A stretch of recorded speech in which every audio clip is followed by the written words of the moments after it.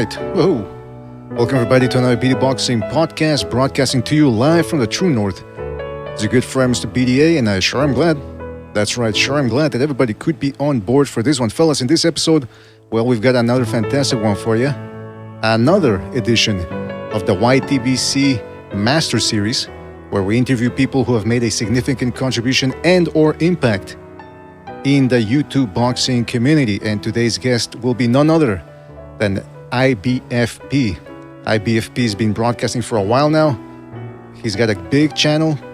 It's very informative, entertaining, it's hard-hitting. They don't mince words over there.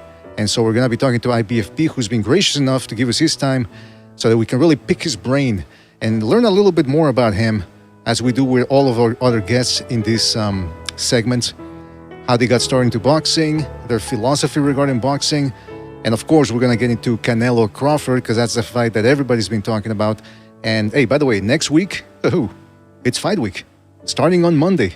No more prevaricating, no more. It's time to let it all hang, which is what I do every day, by the way. Not in public, though, because, you get in trouble doing that. But other than that, it's fight week, and it's going to get electric, if you haven't noticed. But before we get down to the fun, we got to get the business side of the way, fellas. You know the drill. If you want to donate a couple of shekels our way, you're certainly welcome to do it via the Super Chat. You can also check out our Buy Me a Coffee app in the description below. The link is in the description. You can also go check out our Patreon for free, where you can donate as much as you want or as little as you want, no obligations, and you get free content. I just posted a video about Terence Crawford there, a film analysis that we can't do on YouTube because of copyright issues, but it's over there in Patreon for free, so make sure to go check it out. You can also join our membership program here on YouTube. That way you get more bang for your buck. But the most important thing is you continue to like, you subscribe, and you spread that BDA gospel, all right? Let's give a shout out to it in the chat right now. I'm talking about Gene Ryu, Mark T, Hard Recoil, Fluke Duke, King Bucho in the house as well, keeping an eye on things, Jamie Radin, Douglas Duran, Mitch 2003, Richard in the house, Happy M, Team Batman Boxing, Just Brian. Who else we got in here? Boxing Sage, Dempsey Boxing, Year of the Dragon. It's a cool ass name. Year of the Dragon. Wasn't that the Mickey Rourke movie? Anyway, shout out to Just Brian, The One, and many more people to come, I'm sure. Fellas, thank you for joining us. Really appreciate it. All right, listen. Enough blah, blah, blah here. Let's get to the man of the hour. Let's invite our guest here. And I'm talking about IBFP. And like I said, don't forget to hit that like, all right, fellas? Subscribe. Spread that BDA gospel. It's been a while since I've used StreamYard. So I'm just going to take my time here, send the invites. There we go. JC in the chat says, hi, Papi Gunnar BDA. Yes, shout out to everybody out there in the... people like to say, they have a radio show or something, and they call it, the Bob Army or whatever. I like to call it the Goon Army.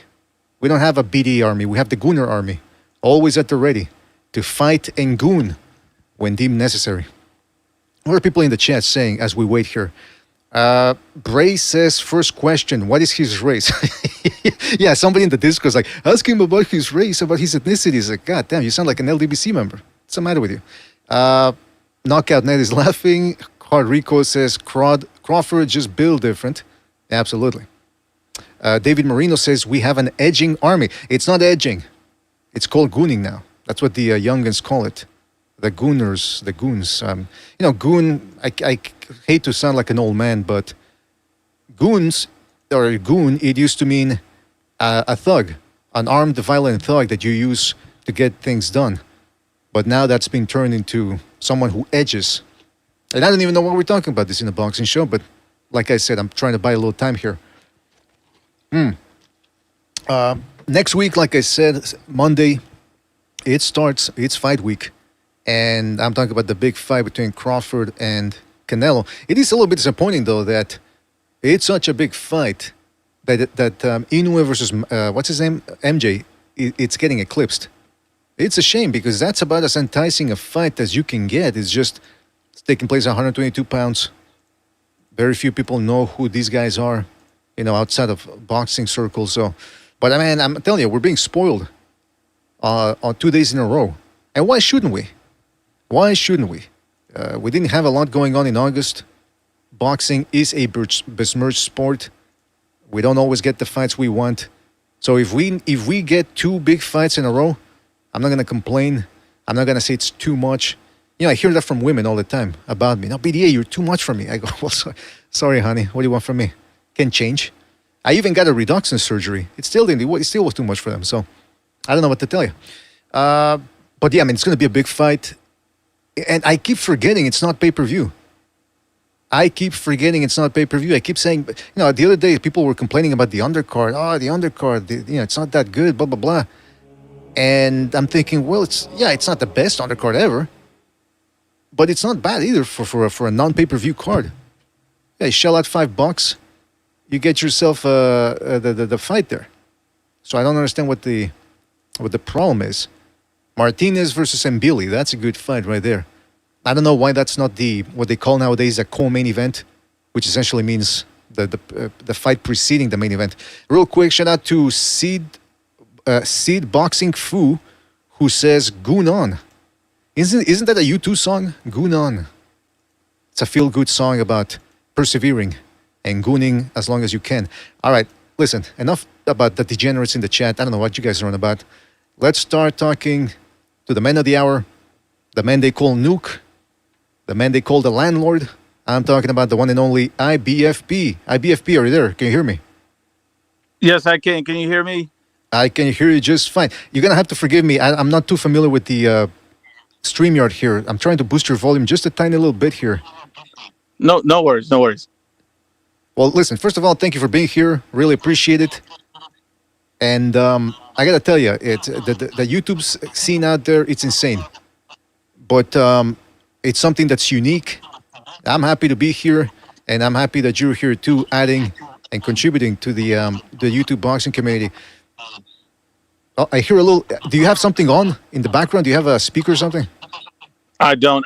But I wanted to connect with my laptop. If you can drop the link in the chat real quick, let me just click on it directly from my laptop. I think it'll be a better connection. Well, can you do that from your Twitter? Because if I drop the link in the chat, people are gonna get a whole bunch of degenerates jumping in. Yeah, I know. Is there any way you could just ignore them and just let me jump in and just? All right, yeah. It doesn't matter. Yeah, you're right. I appreciate it. No problem, man. Let me try that. All right, thank you. Give him a couple of seconds to get it there. What are people in the chat saying? We're gonna get some interesting people trying to jump in. That's for sure. Real quick. Rafa on Rio says, Marino, are you a Seahold? Mitch says, word on the street is that IBFP and Edgar had a homo encounter. I don't even know what the fuck they're talking about. Nomas Tomas says, the rent is due.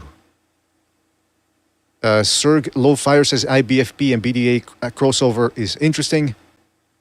Well, there you go. Oh, man, and some other dirty comments that I just can't read online.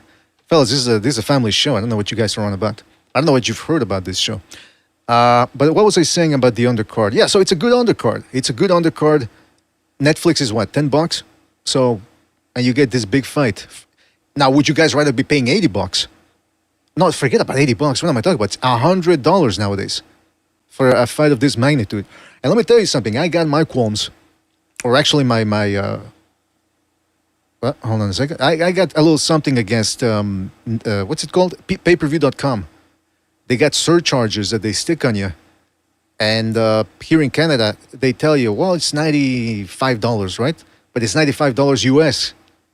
So you add another $5 on there. And then the service charges, they add another $10, $15 to it. So you end up paying for $120 damn near for a fight that doesn't live up to the billing. So yeah, I'm happy with Netflix. I'm happy with Netflix being $10 for this fight. Why not? And you can get a lot out of Netflix. If you're with a girl, hey, Netflix and chill. Come on, you guys know what I'm talking about. So yeah, $10. And like I said, the undercard ain't that bad. You're telling me you're not interested in Martinez versus Mbili? I'm interested in Boachuk versus Adams, the rematch. Who knows what's going to happen there?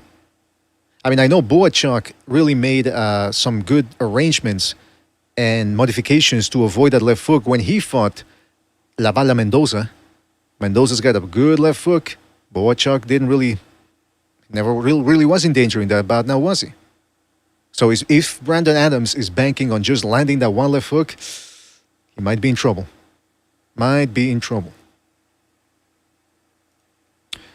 Hold on a second. Yeah, okay. So what people are saying in the chat, dead game. Haven't heard from him in a while.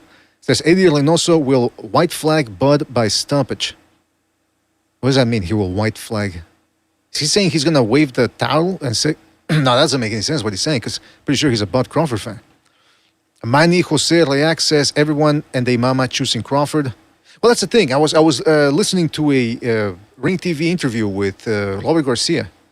He goes, I'm picking. I am the only person picking Crawford, but I think he's got a good chance. I'm thinking, there you go. See, that's why Robert Garcia is a very busy guy.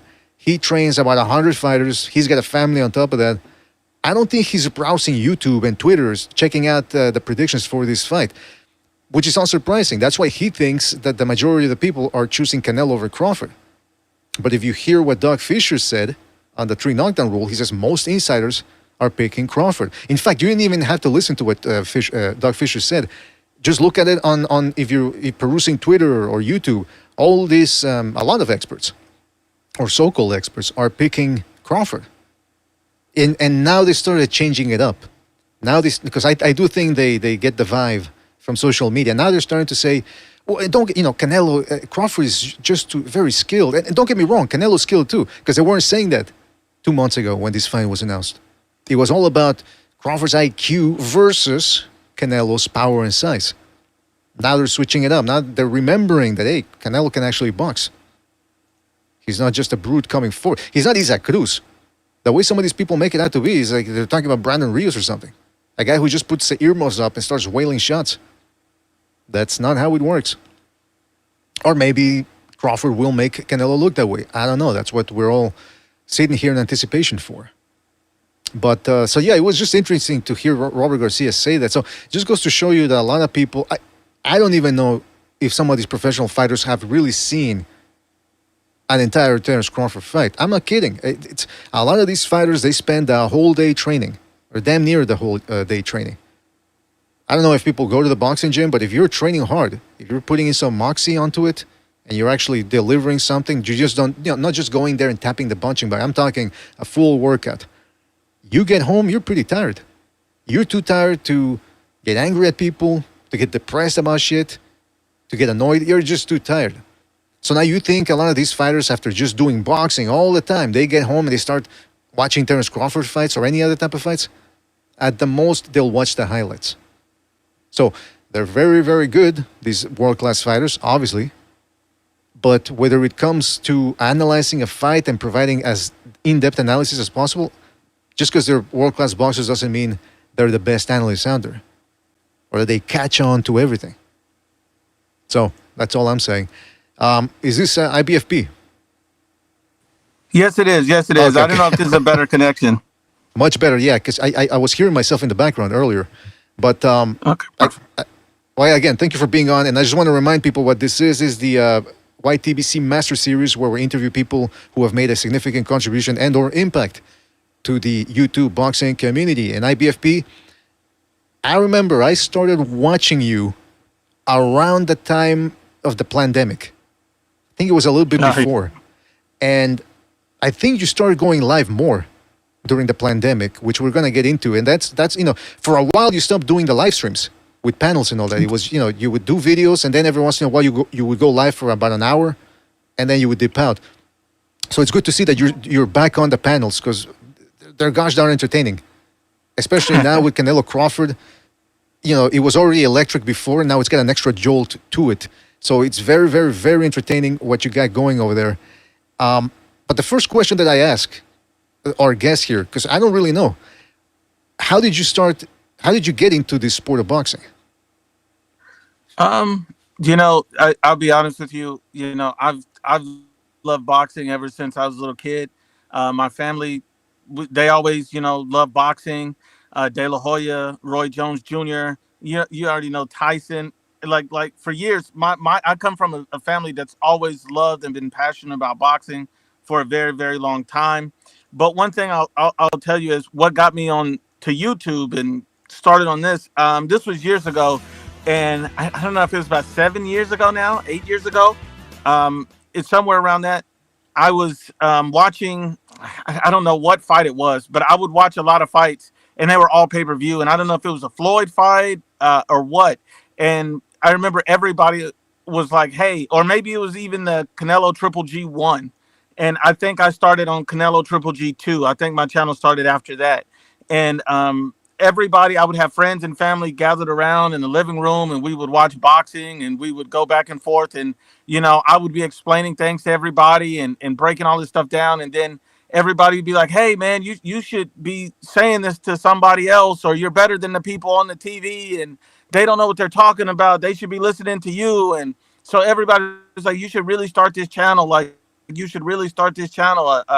A relative of mine made the logo for me. It was like, man, you got to start the channel. So I'm like, let me just do this. And I just started making it. And, that's pretty much how the channel was created. Well, listen, I mean, they were right. You do have the character and the personality to be on here.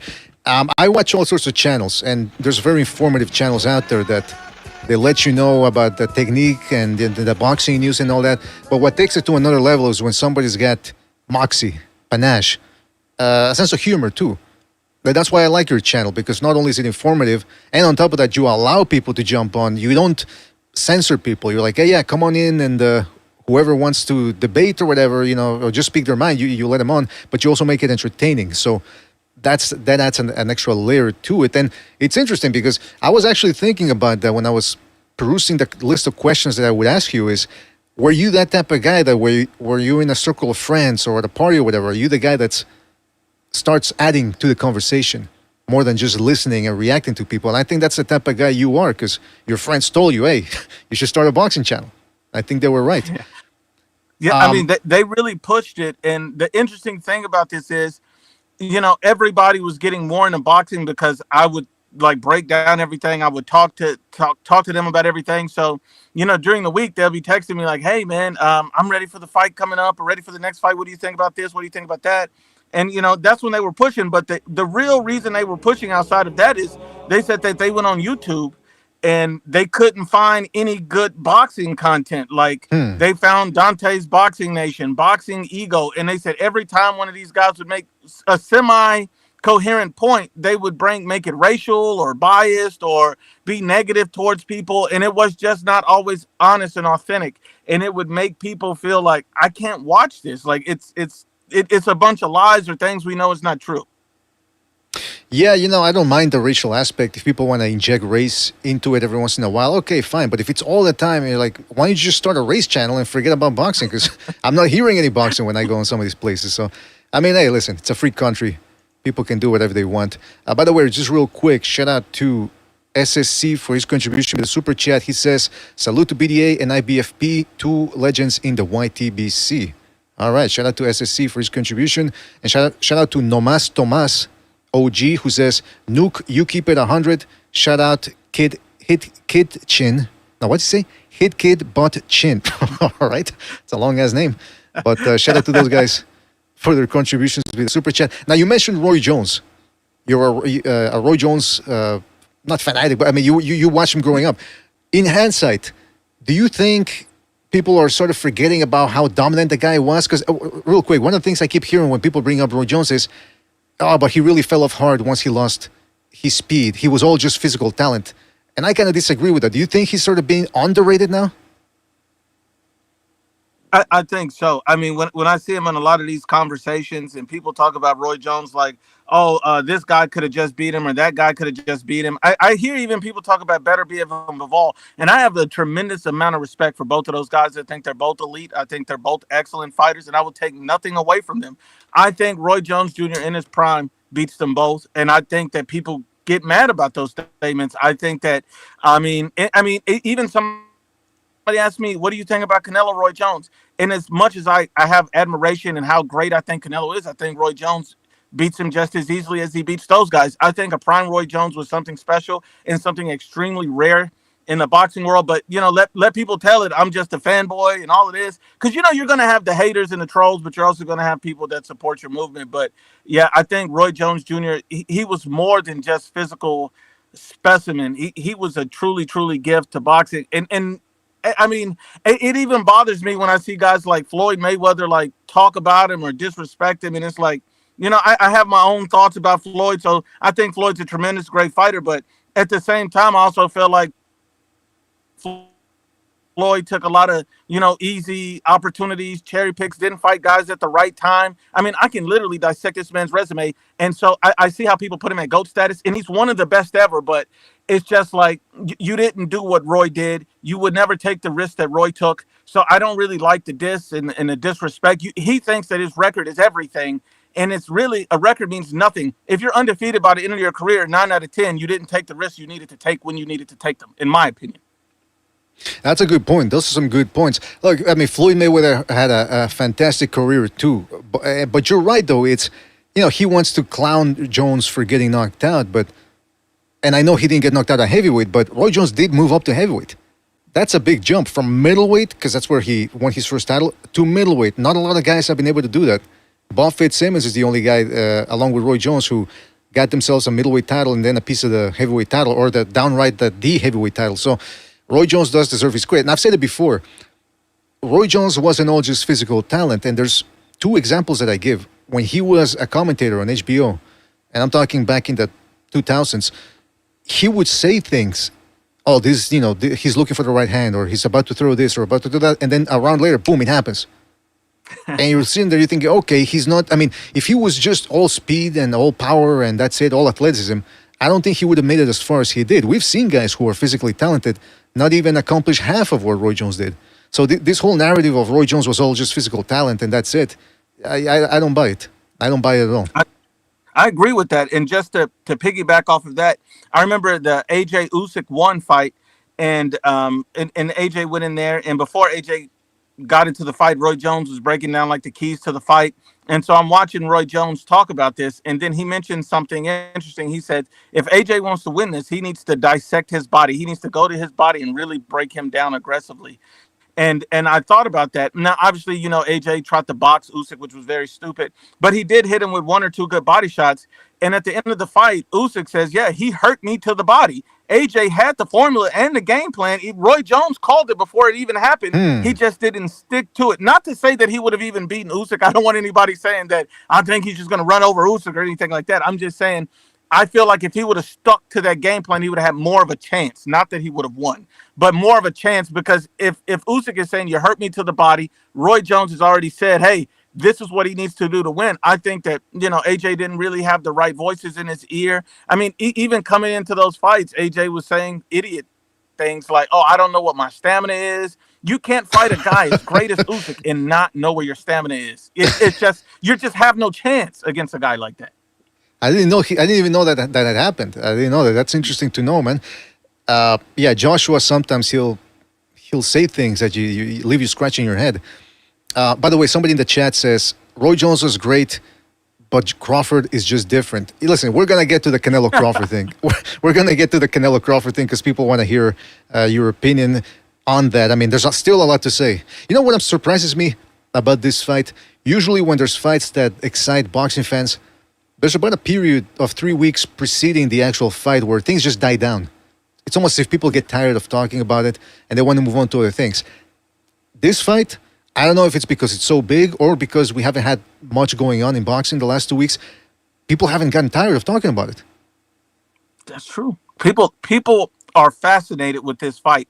And this is a fight that I thought, I remember people telling me right when they were about to make the fight, and it was really, and Turkey just made the fight, I'm sorry. And, people were telling me it's going to be a massive fight. I'm like, I don't feel that vibe. I mean, I know a little people are excited and, on social media, but I didn't feel that vibe. And then as the weeks went on, it just gets bigger and bigger and bigger and bigger. So I feel like this is going to be a massive, massive fight, way bigger than anything that I would have even thought it was going to be. The belief in Terence Crawford by so many people has shocked me. I've watched boxing for a very long time. I've never seen somebody get this type of belief. And I don't care what anybody says. The belief that Terence Crawford is getting is all based off the Errol Spence fight. People can say it's based off anything else. It's all based off the Errol Spence fight. I think Terence Crawford's confidence, his team's confidence, Shakur's confidence in Terence Crawford is all based off the Errol Spence fight. They saw what happened with Errol Spence, and somehow in their minds it translates into him being able to go up in weight and beat Canelo Alvarez.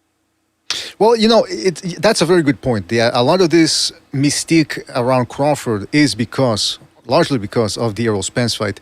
And that's because a lot of people thought it was going to be, they had at least 50-50 going on. But what gets me is when you bring up the fact that, or anyone for that matter, that brings up the fact that, hey, maybe Errol Spence wasn't the same guy. And I've said it before, I bring up some of the things that led to Crawford winning.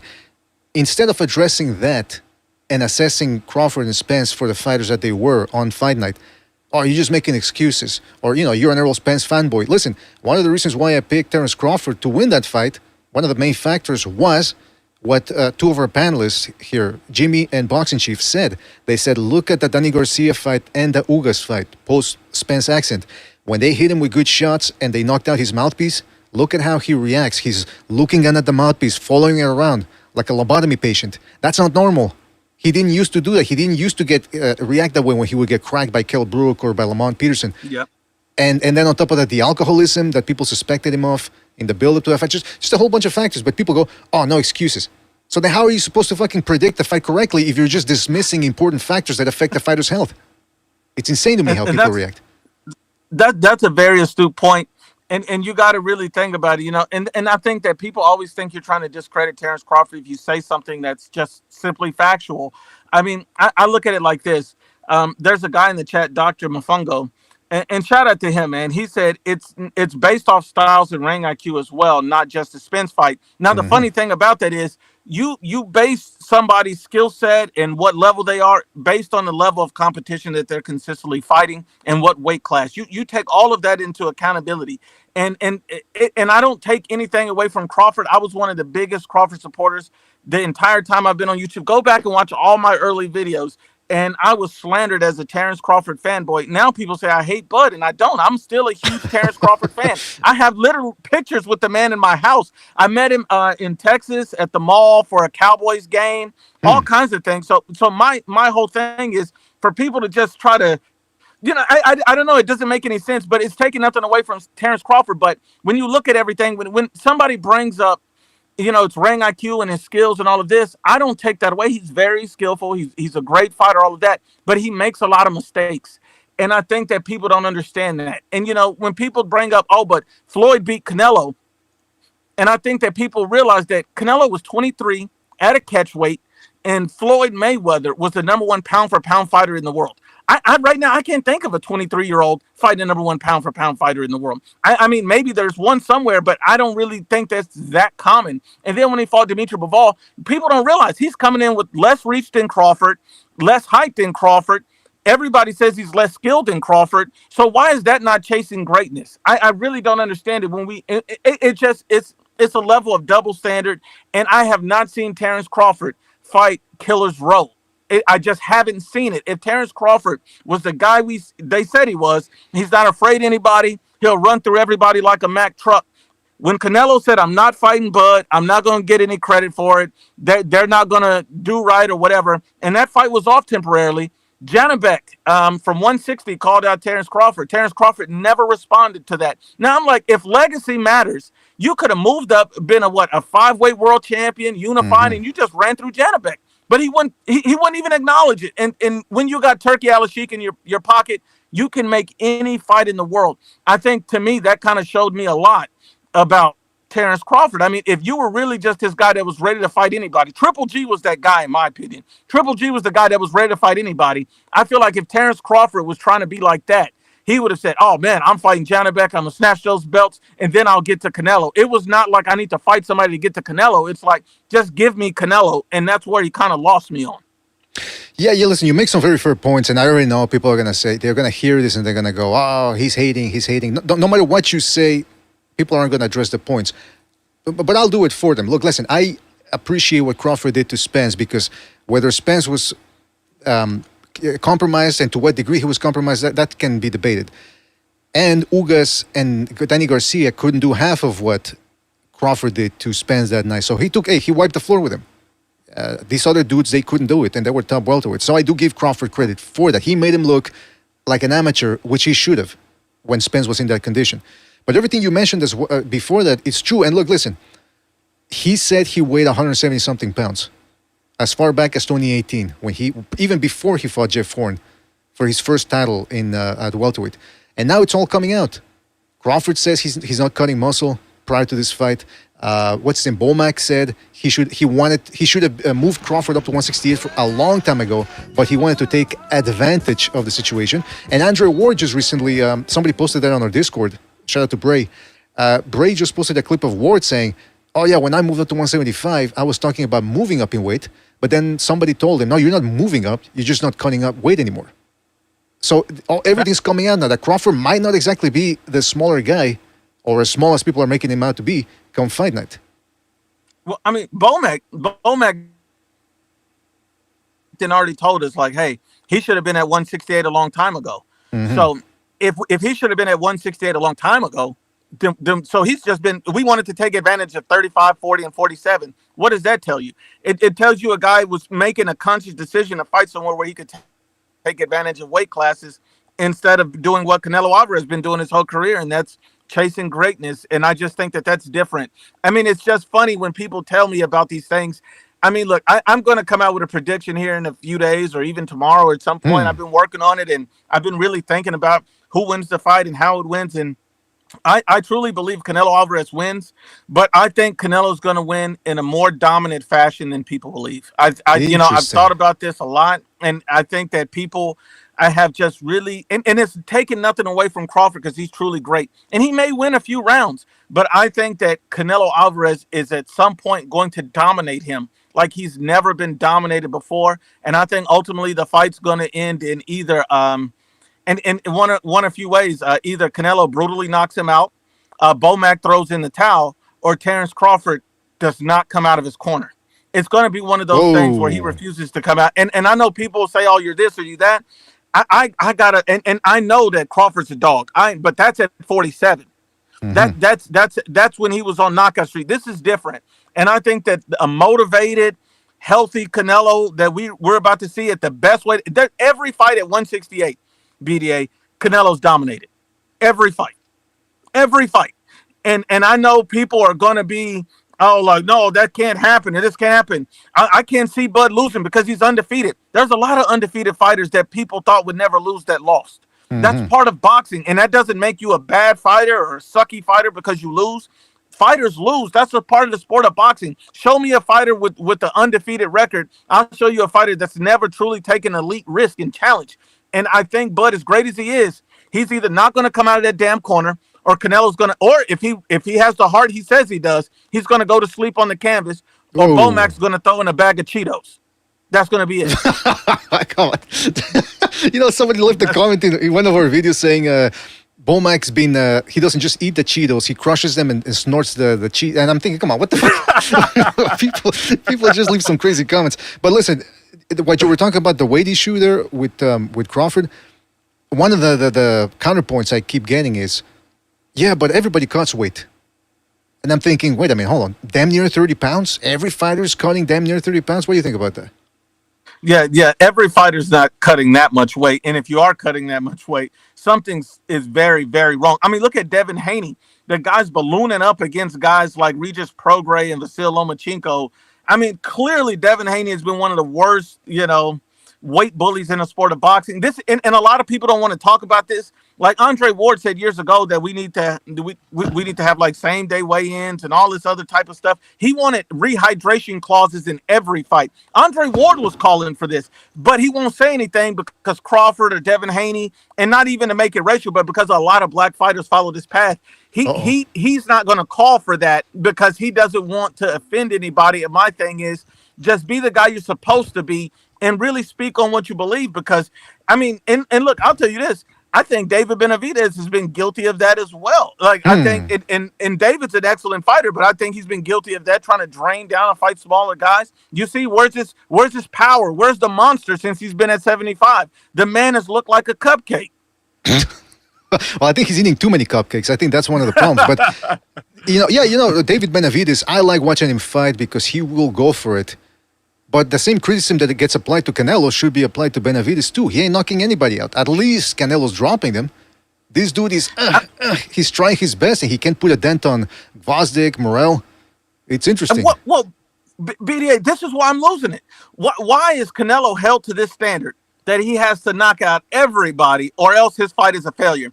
If you don't knock this guy out, it's a failure. Crawford didn't knock out a guy with 10 wins, and it wasn't a failure. It was not a failure. It was a controversial decision, but Canelo Alvarez goes, and according to the Bud buddies, these guys would turn around and say, well, Crawford's more skilled. He got the power to knock out Canelo, but he couldn't figure out Madrimov, a Madrimov that Virgil Ortiz easily figured out. It wasn't anything hard for him. I mean, Madrimov is, and the people talk about him like he got this crazy herky-jerky style, like he's very complicated. Madrimov is not complicated. He looks extremely one-dimensional.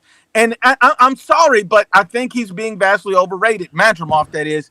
And I think that anything to take away from Canelo, and I think what's worse for Bud fans is they're going to keep pumping this up and building that delusion. I've seen the worst meltdown. I don't want to get off topic, but the worst meltdown I've ever seen in boxing is when Deontay Wilder lost. Literally, he was twerking in the streets. His fans were twerking in the streets, and I love Terence Crawford, but I think his fans are going to be twerking in the streets.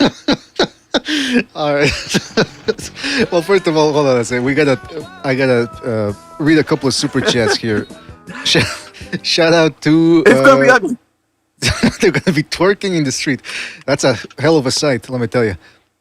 No Mas Tomas OG says, a man at 38 years of age, over 400 days of inactivity, going up 3 weight classes, never fought a killer, and he's gonna beat the 168-pound king.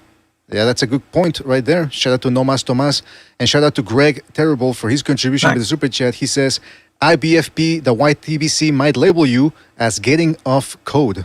Oh, yeah, you got to watch out. The code. Can't break the code. But shout out to everybody who's joined us here. This is the YTBC Master Series where we interview people who have made a significant contribution to the YouTube boxing community. And our guest right now is the one and only IBFP. And we're just talking right now about one of the big fights, or the big fight coming up. We're talking about Crawford versus Canelo. IBFP, somebody once asked me recently, it's like, why are you only pointing out Canelo? You're talking a lot about Canelo, not enough about Crawford and his strengths and blah, blah, blah. And I said, listen, I've said it before, I don't even need to say it. He's a hell of a fighter, of course. But the reason why we focus a lot on this channel on Canelo is because you can go to most other channels and they're praising Crawford and telling you about his IQ, the skills, the dexterity, the size of his hands, the X factor, the mutant gene. So I'm saying what we're going to do here is just give people a side that they're not seeing, which is Canelo. What some of the things that he does well. And yeah. I agree. The only thing is, and it's similar to my channel as well, I talk about almost every aspect of it, but when I mention Canelo more and more and more, it's that Terence Crawford is being highlighted. He's being pushed up. People say he has no flaws. So am I supposed to, as a true boxing fan, as what people are saying, they come to me, IBFP, does Terence Crawford have any flaws? Is there anything Canelo can take advantage of? I'm like, absolutely. And I can point to several different instances. I mean, and that's just where people are not understanding. I don't know what people are seeing like that. Maybe Bud fans are the ones that are drunk off that Errol Spence win. I mean, it's like I don't want to be vulgar here. I just want to say this, BDS. So I'm gonna try to keep it as clean as possible. I promise.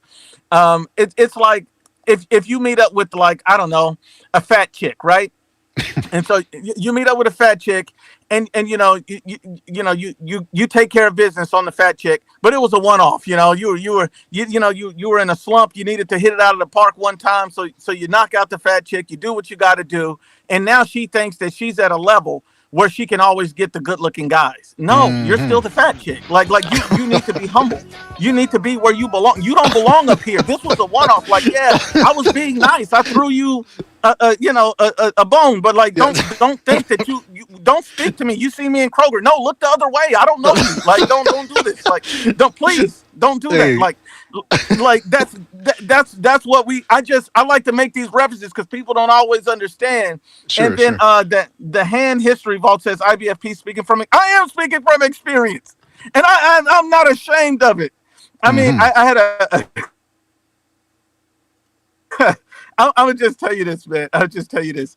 At the end of the day, I think a lot of guys, and Terence Crawford is an excellent fighter, taking nothing away from it, but I think people are going to be generally surprised how great Canelo Alvarez looks against Bud. And I think what happens at the end of that fight, Canelo is going to be slandered. He's going to be, oh, he's a cherry pick. This, we knew this was what this was. And it's all of this talk like, oh, this is a great fight. This and this. It's all going to be reversed. And the first name out of everybody's mouth is going to be David Benavidez. I just Right. have that feeling. I don't know why I have that feeling, but I have that feeling because I feel like that's their next great hope, where they're going to put everything in there, and that's what they're going to say. But and one more thing, I hate to be long winded on this. I just Oh, want that's to all say right. That's something right. else real quick. And it's about the Dimitri Bivol fight. People always go back to that fight, and I just really been wanting to get this off my chest. And it's just, look, people talk about Canelo like he went into that fight and got blown out the entire fight and didn't do anything. He was dominated from pillar to post, and that's not how that fight went. People would have you believe Canelo didn't even win a round, and that's not how that fight went. And so that's how I know when I'm dealing with somebody that truly understands boxing or somebody that just doesn't like Canelo. And when I asked them about the Bivol fight, I'm like, how do you think that fight went? And when they say, oh, Canelo couldn't win a round, he was dominated every second. I'm like, okay, so you don't know shit. Like, I just let them know, okay, I just wanted to know where you stood on that. Because even Bivol said Canelo won at least 4 rounds against him. Bivol said this. And so Bivol said Canelo won at least 4 rounds. So when I talk to somebody and you can't even give me anywhere around that, that kind of lets me know that you didn't watch the fight. You just wanted to just meet ride Bivol and just pump him up and trash Canelo because that's where your heart lies. It's not about, any of this or that. And another thing is, we've seen that Canelo Alvarez, you're not expecting the best Canelo at 175. We've seen the best Canelo at 168. So all the people that thinks Canelo's about to gas against Terence Crawford, you're going to be in for a very, very long day. Man, that was a great breakdown right there. And in regards to Bivol, again, people look at they make this false equivalencies where they go, well, if Bivol did it, there was a video. Somebody, shout out to Food TV. He's the one that played it. But it was a guy, and he sounded young, so I won't hold it against him. But he was saying Bivol, Crawford does everything Bivol does, but better.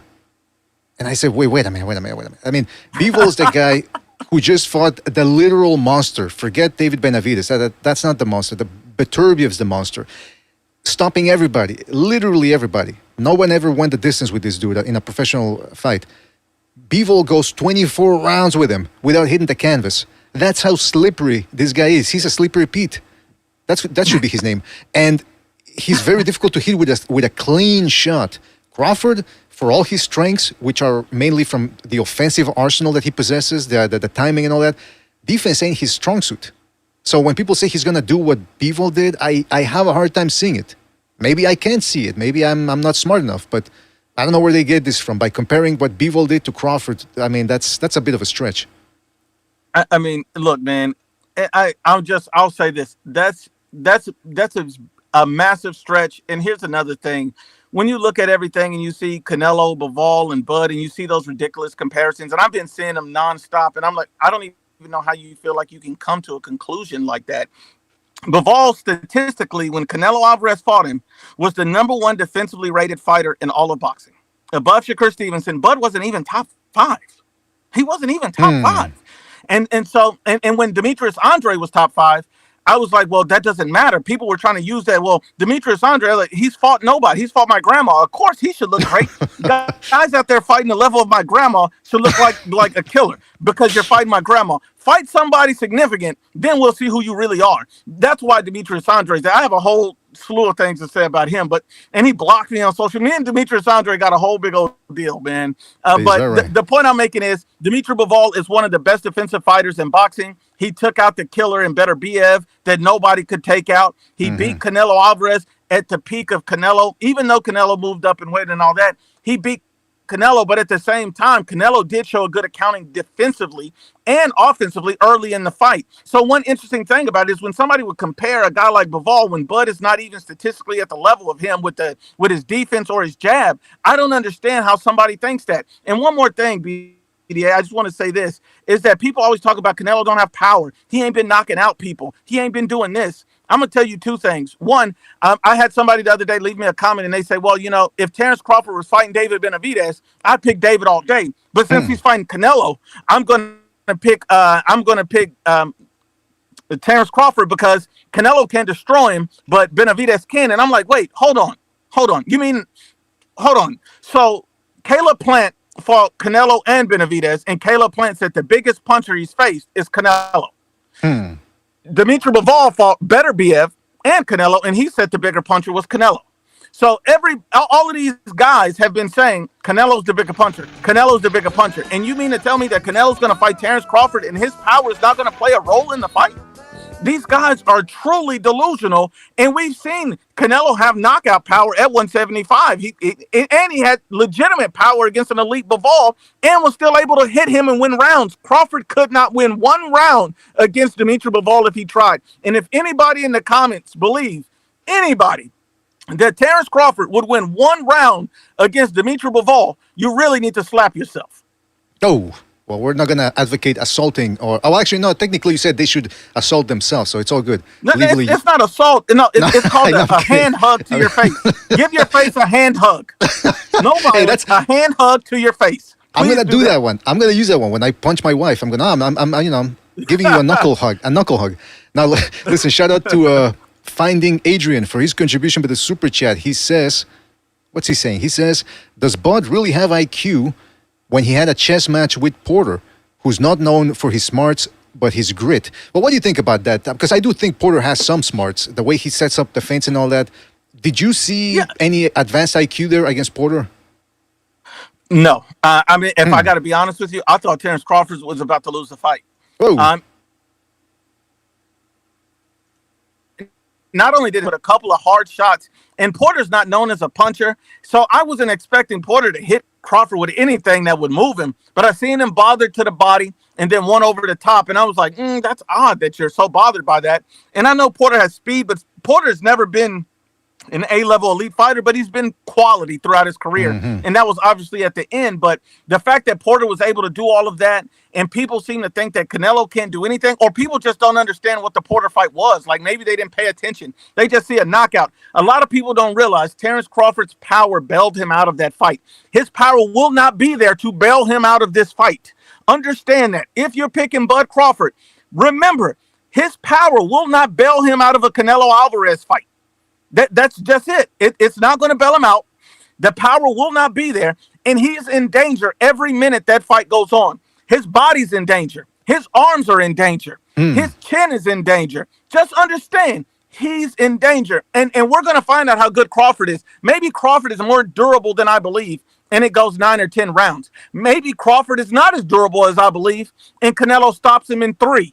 We're going to find out how great Terence Crawford is. But I know the moment he stops moving, he's in an immense amount of danger. So he's going to have to stay on his feet. He's going to have to move. And we both know that he cannot legitimately win a fight and like taking all the belts from a champion, trying to go away from the action. So he's going to have to come to Canelo at some point and try to press to win this fight. Because if he doesn't, he's not going to win it. So he's going to have to take the belts from the champion. I'm not even convinced he took the belts from Mandrimov.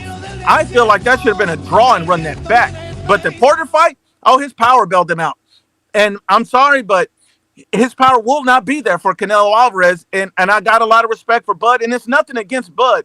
It's these Bud fans that are like these guys believe he's Budzilla. He's a guy that just cannot lose a fight. Like, he cannot be beat ever. And I was like, I'm sorry. The great Jeff Horn really is the one that showed us that Bud is just can't be beat. Like, no, we've seen weaknesses. It's his time. And my personal opinion, BDA, I hate to run long on this.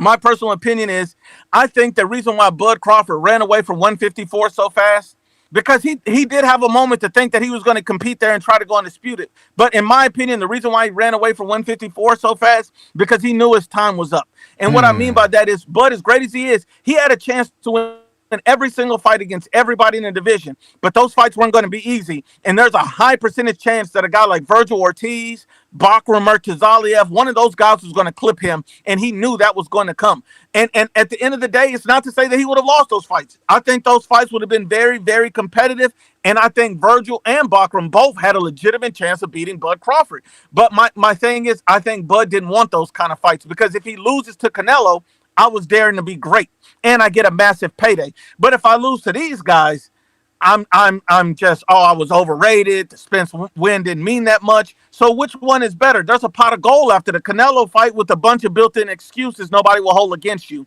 And one last thing, people always say, oh well, if Bud was in this for a payday, he would have taken the Conor McGregor deal, and that was like 200 million. Now let me remind you what the Conor McGregor deal was. The Conor McGregor deal was one fight in boxing and one fight in MMA.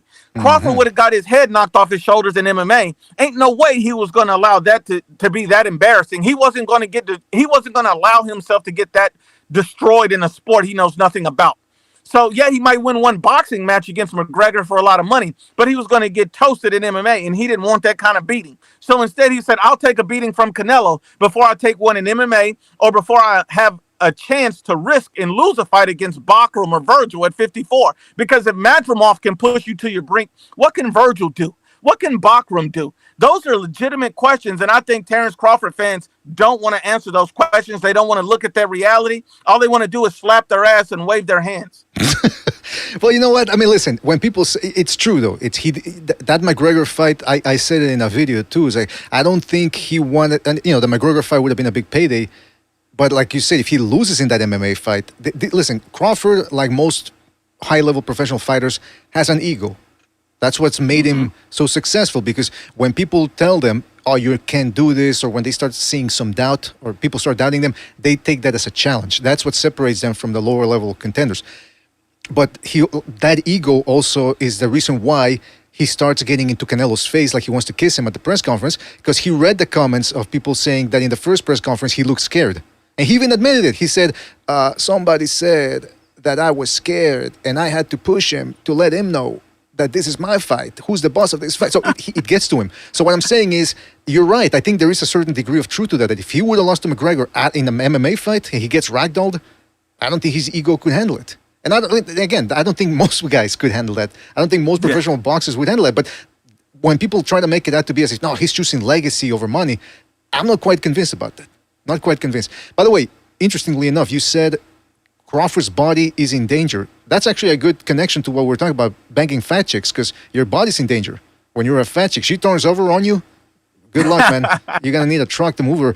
But we got a couple of other super chats here. People are saying, Nomas Tomas says, Hit Kid rides scooters and tortas. Ah, come on. Wait a minute. Hit Kid is a guy on your channel, right? He's one of your panelists. Yeah, that's my he not only rides the scooters, but he's also banging tortas as well. Again, listen, fat chicks are good. Fat chicks are good if you keep them on rotation, because they get to do dishes, and you can put them on laundry duty too. They're good. They're good sports. Fat chicks. I don't know why people are giving them fat chicks a hard time. Leave them alone. Shout out to. I mean, and look, man. I had. Go ahead. Sorry. No, go ahead, man. Go ahead. No, I was just going to say, a friend of mine told me a long time ago that fat chicks are like a scooter. They're fun to ride as long as your friends don't see you. Hey, that's a good point, man. Jeez Louise. All right, listen, we're gonna get taken off YouTube for bullying. That's what they're gonna take us down for, bullying. Out of all the things they could have taken us down for, it's gonna be bullying fat chicks. Shout out to N1 Ballers, who says IBFP, BDA, Money Brown TV, truth and absolute 100%. Well, we appreciate that. And shout out to Just Brian for his contribution with the super chat. He says, ask him about his opinions about the PBC. All right, well, Just Brian wants to know, what are your thoughts on the PBC organization? Oh, man. And look, I'll tell you this. The PBC has hurt boxing tremendously. They've made a lot of idiotic moves. They've been very protective of fighters. They've been extremely one-sided. The PBC has been and I'll say this with all respect, the PBC has been a cancer to boxing in some ways. I mean, I don't think everything the PBC done has been bad or horrific, but they've done a lot of damage to boxing and making the fights that people want to see and setting up the wrong fights. And I mean, look, isn't this a PBC fight, Thurman versus Fundora on pay-per-view? Yes. That's ridiculous. Like these guys cannot read the room as to what's going on. Like that's not a fight that you put on pay-per-view. If you want to make the fight, so be it, but do not put it on pay-per-view.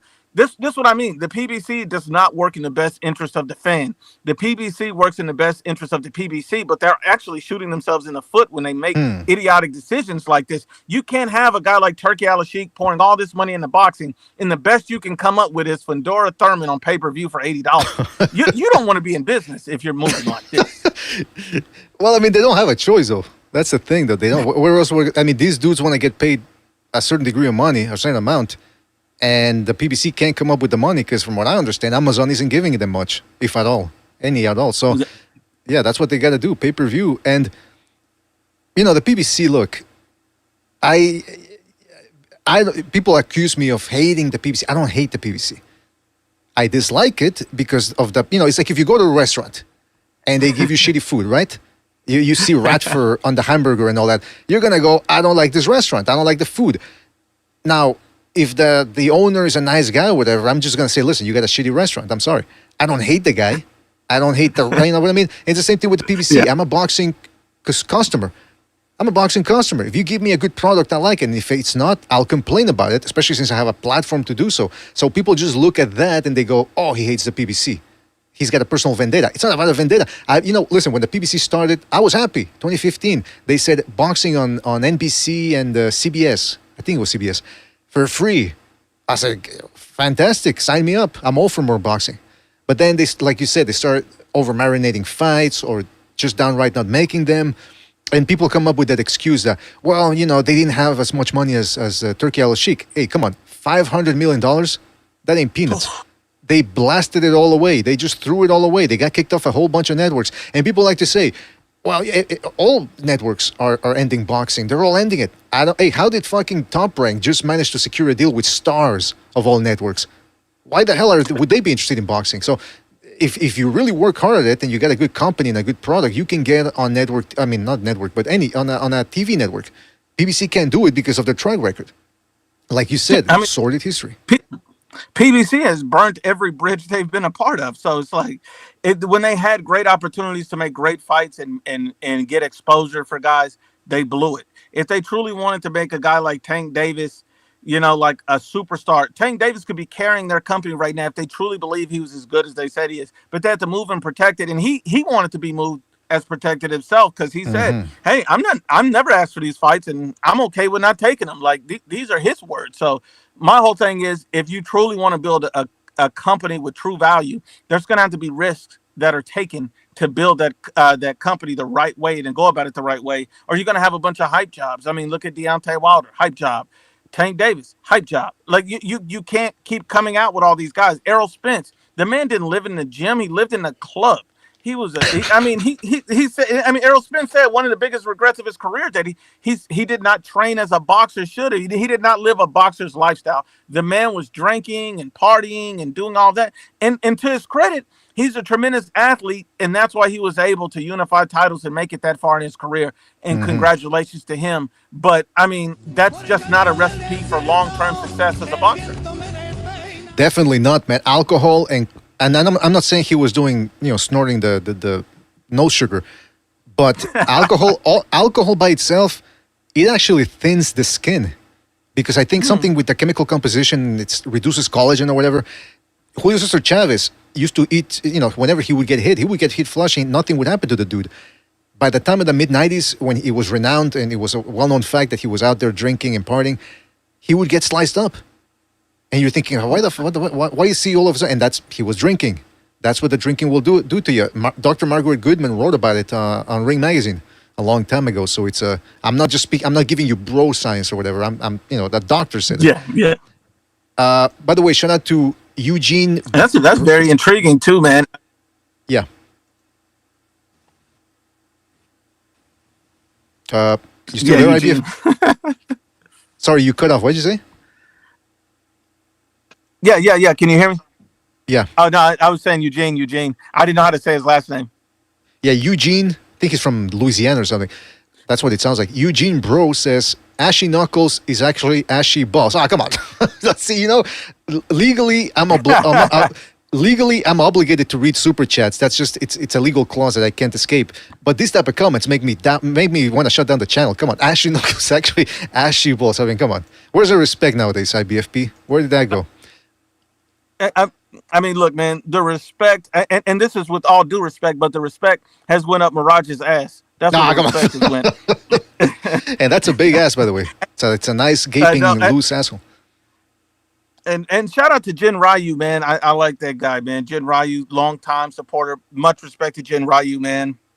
But yeah, I did want to touch on one thing. I don't know if you wanted to talk about some of the, because it was in the title as well, and it was something I really wanted to talk about, is the YouTube wars, going at it with other channels. Hmm. And I've had some serious channel beefs over the years. I've had channels turn on me. I've had channels attack me. Oh, And you know what the most channels attack me for is Demetrius Andre. really? Yep, they believe that he was the next coming of the Floyd, the greatest fighter they've ever seen. The way they spoke about Demetrius Andre, the same way they're speaking about Terrence Crawford. He was unbeatable. He can never lose to a flat-footed Mexican. These are the things that I would get DMs about all the time, and they would go out of their way to say these things to me. And I was just like, to me, and I like Demetrius Andre. I don't think he's, I mean, Canelo says he's a horrible fighter. I didn't think he was that horrible, but I Hmm. think he needed to fight somebody. But people put him up there like this guy was at the top of boxing. They were talking about him like he's better be him or something. Like, I was like, bro, relax. Like, he has proven nothing. He's proven nothing. And then who does he lose to? A supposed flat-footed Mexican fighter in Benavidez. And not only that, the Hmm. dude quit. He quit. And so, what was all the slickness and all of this brain and ring IQ? Because now you know what would have happened. Because Canelo's more destructive, faster than David Benavidez, and a way more destructive puncher. Obviously, Demetrius Andre would have been done a long time ago. I mean, yeah, Demetrius Andre, they used to say he was the Pernell Whitaker of the 160-pound division. I actually heard people saying that. Oh my And gosh! I'm not kidding, man. People used to say that. And I'm thinking, look, if he would have fought Canelo, and obviously we're speculating because the fight never happened, but would it have really been that much different from the Billy Joe Saunders fight? I always thought it would have gone something similar that way. Because look, you can talk about Canelo all you want and criticize him and say, oh, he's flat-footed, he's slow, he's predictable, blah, blah, blah. Okay. Demetrius Andrade was struggling with Jack Colkey. And hey, people can say, well, everybody struggles with Jack Colkey. Yep. Okay, but then about Vanes Martiriosian. He struggled with him Yep. too, mightily. Not just, oh, he dropped a couple of rounds. Like, that fight could have gone either way. And then he fights a guy like Liam Williams, who only really has a big right hand and some good conditioning. Okay, Andre dropped him and then spent the majority of the fight getting hurt, clinching, shaking his ass, running away. And you know what's interesting about that? That same evening that they fought, because I think they fought in England, or I forget where it was, but we interviewed Chris Bird right after the fight, former heavyweight titleist. And it was interesting, the contrast between Andrade and Bird, because Bird was a southpaw fighting in the heavyweight division. He was outweighed and outsized in virtually every major heavyweight bout he had. And he didn't run. He was standing in front of his opponents and, kind of like James Stoney, a lot of upper body movement, rolling with the shots. He would take the shots when he couldn't evade them, and he would take them and still reply back. And he couldn't, Andrade hit harder than he did. And Bird wasn't running around clinching every 5 seconds. So when I saw those fights, I said, look, if I can see the fact that Andrade isn't the 160-pound Pernell Whitaker, I'm pretty sure Canelo sees it too. I mean, we seen Demetrius Andre in his first fight at 168. He fought Damon Nicholson and got dropped in that fight. And I Hmm. think people were like, "Who's Damon Nicholson?" People didn't even realize that fight happened. Like, yes, he fought Damon Nicholson and was dropped in that fight. I don't know if it legally counted as a knockdown, but that was a knockdown. And when you look at it, it's like this man is just not. I mean, it's like Andre Ward, who got dropped by, I want to say, Darnell Boone. And a lot of people don't talk about these things because they put these guys up there as their heroes and unbeatable. I remember a long time ago, Demetrius Andre said he wanted to fight Andrew Ruiz after he beat AJ. He said he wanted to fight Andrew Ruiz or he would fight Andre Ward out of retirement. Those are two fights he was calling for. Now, I don't think any fans was calling for him, but he was calling for him. And I thought that was weird, but I was like, fuck it, send him up to heavyweight and let's see what happens with him and Andy Ruiz. Nobody ever pursued the fight. I think that would have been a beating of a lifetime. I would have loved to see that, but they didn't want to put these fights in. Like, if Andrade's so desperate for the money that he was willing to go up to heavyweight and take a beating from Andy Ruiz because he thought he could outbox him like AJ did. And I'm like, you're not understanding how this works. Andy Ruiz has extremely fast hands. He's going to catch. Demetrius Andre at some point. Canelo has underrated upper body movement, defense, and hand speed. I mean, people say that he's extremely slow in his feet. I don't think they're as bad as what people say they are. Personally, I think Canelo Alvarez has calculated feet. He knows where to go, when to go, and how to get to where he's going. And not only that, I mean, look at the William Skull fight. People like to talk about that and use that against him a lot. And I will say this: Canelo Alvarez still landed, I think, 75% of his body shots on the guy. So even when a guy's running, and I just want to say this: you can't cut the ring off from somebody who's running. That's not boxing. So how are you expecting him to cut the ring off when a guy's not boxing? That's not boxing. So that's just for all these people out there that don't understand the difference in that. But what I'm saying is, Canelo Alvarez, even with the guys running, he's still effective to the body. So when people talk about Canelo and Bud, they don't even mention the fact that Bud's going to get hit to that body, and I'm not convinced he can take a body shot from Canelo. And then when I said this on one live, somebody was like, same thing they said about Errol Spence. I'm like, are you serious? So it's just that's what I've seen too. Anytime you bring up a factor or an interesting question, they go, well, that same thing they said about Spence. So that's their answer to everything. Just refer to the Errol Spence fight, and he's going to do that to it. Hey, why didn't they say that before the Majimov fight? You know, because I was saying Majimov was going to give him a tough fight. They could have just gone with that too. It's like, well, that's what they say about Spence. But guess what happened? Majimov gave him a much tougher fight than Spence ever could have. So that really makes no sense. And by the way, going back to the Andre thing, I know I said earlier that I think Canelo would have beaten him. And then the counter that I hear about that is, well, why didn't he fight him then? Why didn't Canelo fight him? It's like, well, so Canelo has to fight everybody that calls him out?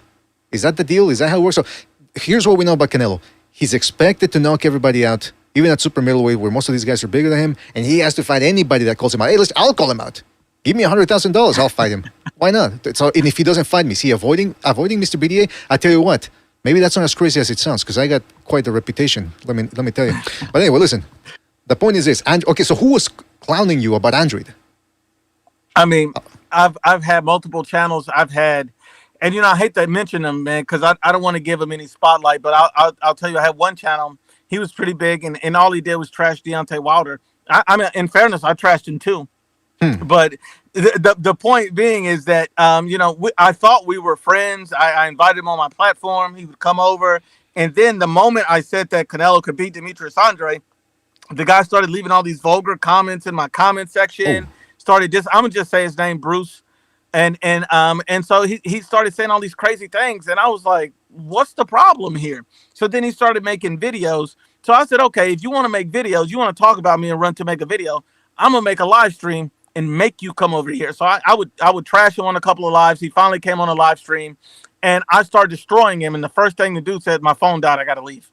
Hung up the phone, never got it. That was the most apparent duck I've ever had. And that was of a big channel at the time. And my whole thing is like, you really, and then I remember he said that Canelo can't beat White Chocolate and Caleb Plant. That was his next thing when they were coming out. I was like, boy, and I haven't heard from him after that brutalizing of him picking Caleb Plant to destroy Canelo, calling him White Chocolate. I said that was a chocolate that melted in his mouth because he really did not like the result of that fight when he went to sleep.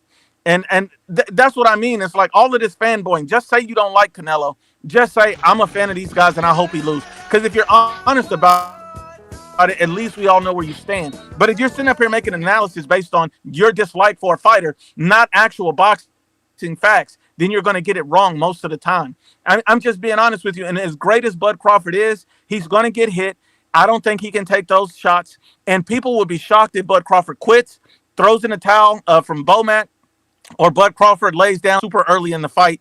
I think a lot of people are going to be surprised on the night of the fight, BDA. I think they're going to be generally stunned, and they're going to be sitting there like, I can't believe this happened. I thought that because there's a lot of casuals that's going to watch since it's on Netflix. I thought that this was going to be a 50-50 fight. Wait, Bud can't knock out Canelo? Like, I'm looking at people telling me, like, Bud's going to knock out Canelo that I know don't follow boxing. I'm like, you don't want to bet, do you? Like, yeah, no, I mean, that would be a big mistake. Like, don't lose your money. Yeah, some people are losing their minds. And I want to go back to that Android thing. But before we do so, shout out to Jay Moreno for his contribution with the super chat. He says, El Super Nuco. That's right. Shout out to Nuke. Nomas Tomas says, Bomac is going to flash his fupa on fight night. What's a fupa? I don't even know what that is. You The know, fupa is the fat over the pussy. oh, jeez, Luis. Well, that's good to know. See, you always learn something new every day, man. I should have known that, by the way. Oh, jeez, Luis. I All mean, right. the only reason I knew that is because of Miraj's mom. Oh, yeah, come on. Yeah, we're going all I'm out gonna on be this nice. one. I'm gonna be nice. Yeah, we're going all out on this one. Let me tell you. Shout out to Commander in the chat for his contribution with the super chat. He says Canelo is out here boxing and dominating his opponents with ease, taking less damage than Bud does in his fights.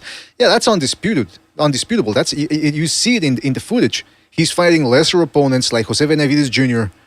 and an emaciated Kell Brook, and he's getting tagged up a lot. Hank Lundy was landing flush shots on the guy. And Hank Lundy, he's like a gatekeeper level. He's good, but he's not supposed to be a Crawford type of guy. And for a guy who's supposed to be this defensive wizard, he's getting hit with a lot of shots. By the way, another one thing I want to add about the Andre thing is I said that, well, why was Canelo supposed to fight him? And people, I said, just because somebody calls you out doesn't mean you have to fight him.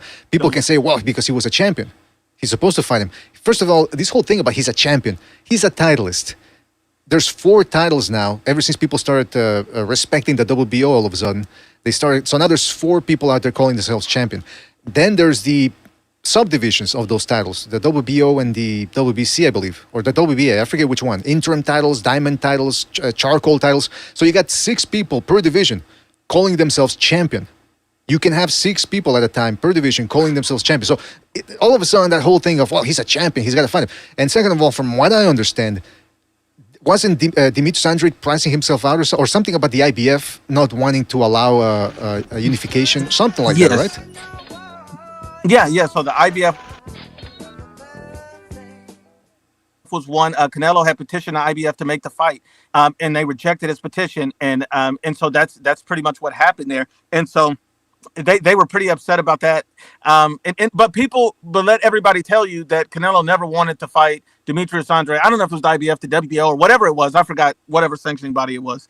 And another thing about that is when Demetrius Andrade crashed to Billy Joe Saunders' press conference saying Canelo's scared of me, I want to fight Canelo. He wasn't even at 168. This guy was still at 160. And Canelo was trying to collect titles to go undisputed. So Canelo's supposed to stop his undisputed run to fight Demetrius Andrade, which would prove what? Which would do what? Who would not be a champion at 68, who has not even moved up to 68. And if he did move up to 68, people will say he's picking on a guy moving up in weight, which even though he's bigger than Canelo and they were at the same weight not that long ago, like it doesn't, like these logics don't make sense. And even to your point on something you mentioned earlier about the double standard with Canelo and everything, Canelo's expected to knock out everybody and he's expected to fight everybody. Those are the standards that are placed upon Canelo Alvarez. Those standards are not placed upon Devin Haney. Devin Haney can win a decision and guys will get on their knees and praise him.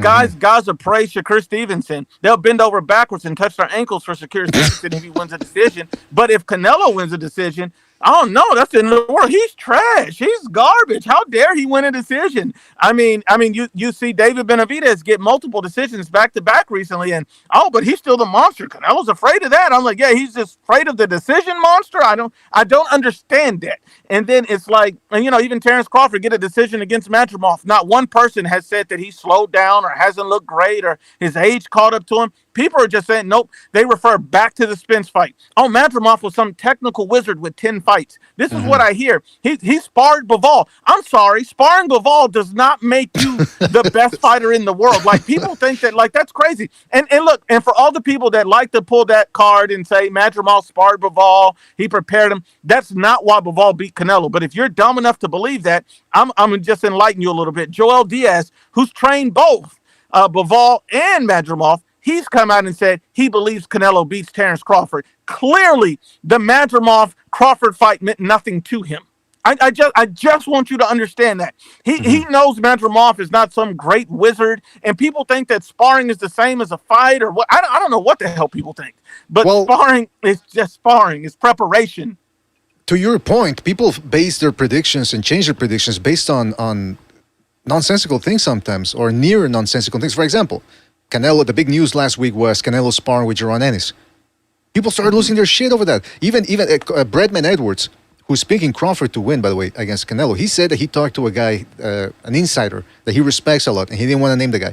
But he said, even that dude told me he's now rethinking his pick because of a spar, because like you said, sparring is not a fight.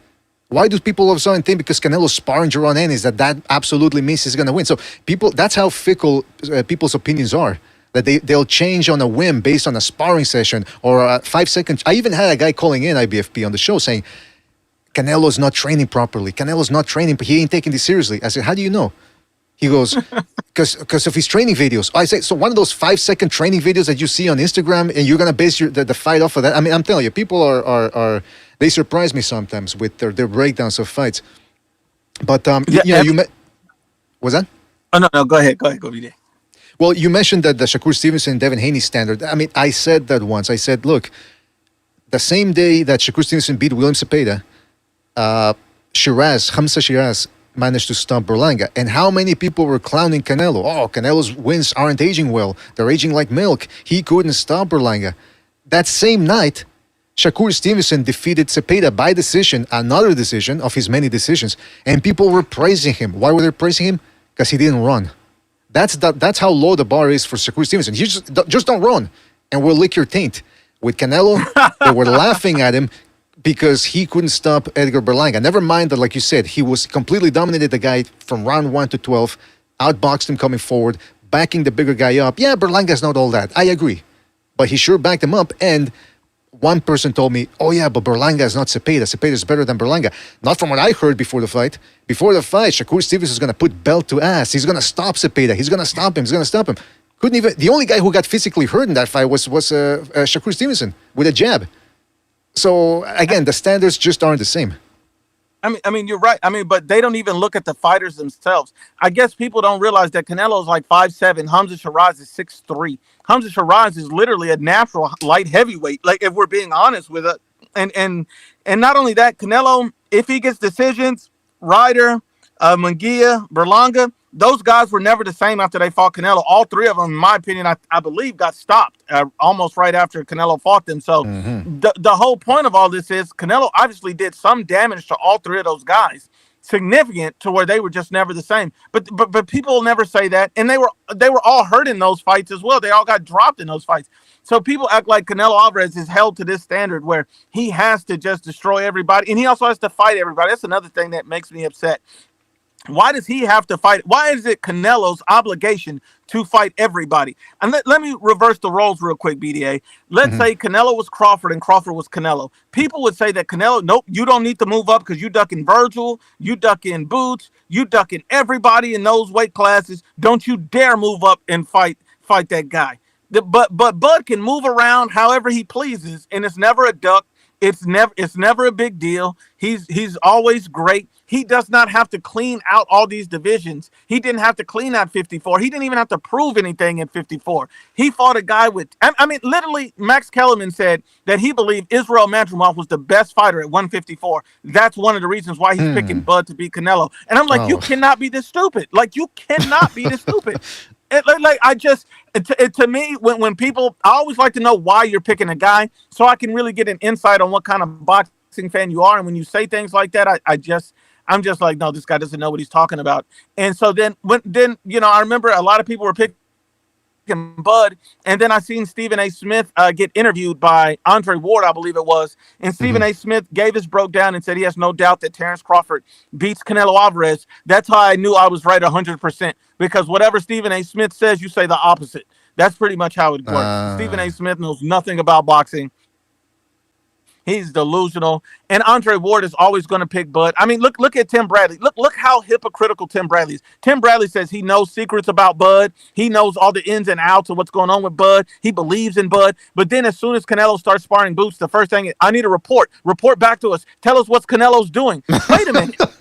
We know what Canelo does every fight. And we've seen him in a lot of different fights and intense situations. So you're not confident at all if you need a report on Canelo and what he's going to do. I thought Bud was so great. He's super Bud. He don't need a report. Like, what is this? But you're begging for a report? It just shows me that Tim Bradley is not truly believing all the things that are coming out of his mouth. Tim Bradley said earlier this year that, oh, I'm scared that Canelo's going to hit Bo with a punch, with a big punch. I'm scared for Crawford. Then the next one is Terrence Crawford is going to destroy Canelo. Like, his mind changes every 5 minutes, like Mirage's sexuality. It's always a back and Oh, forth, wait. and he doesn't know where he's going to land. And that's what gets me, BDA. Like, Uh-huh. how are you so confident in Bud 1 minute, and the next minute you're scared he's going to get hit by a big punch? The next minute you need a report from Jerron Boots Ennis.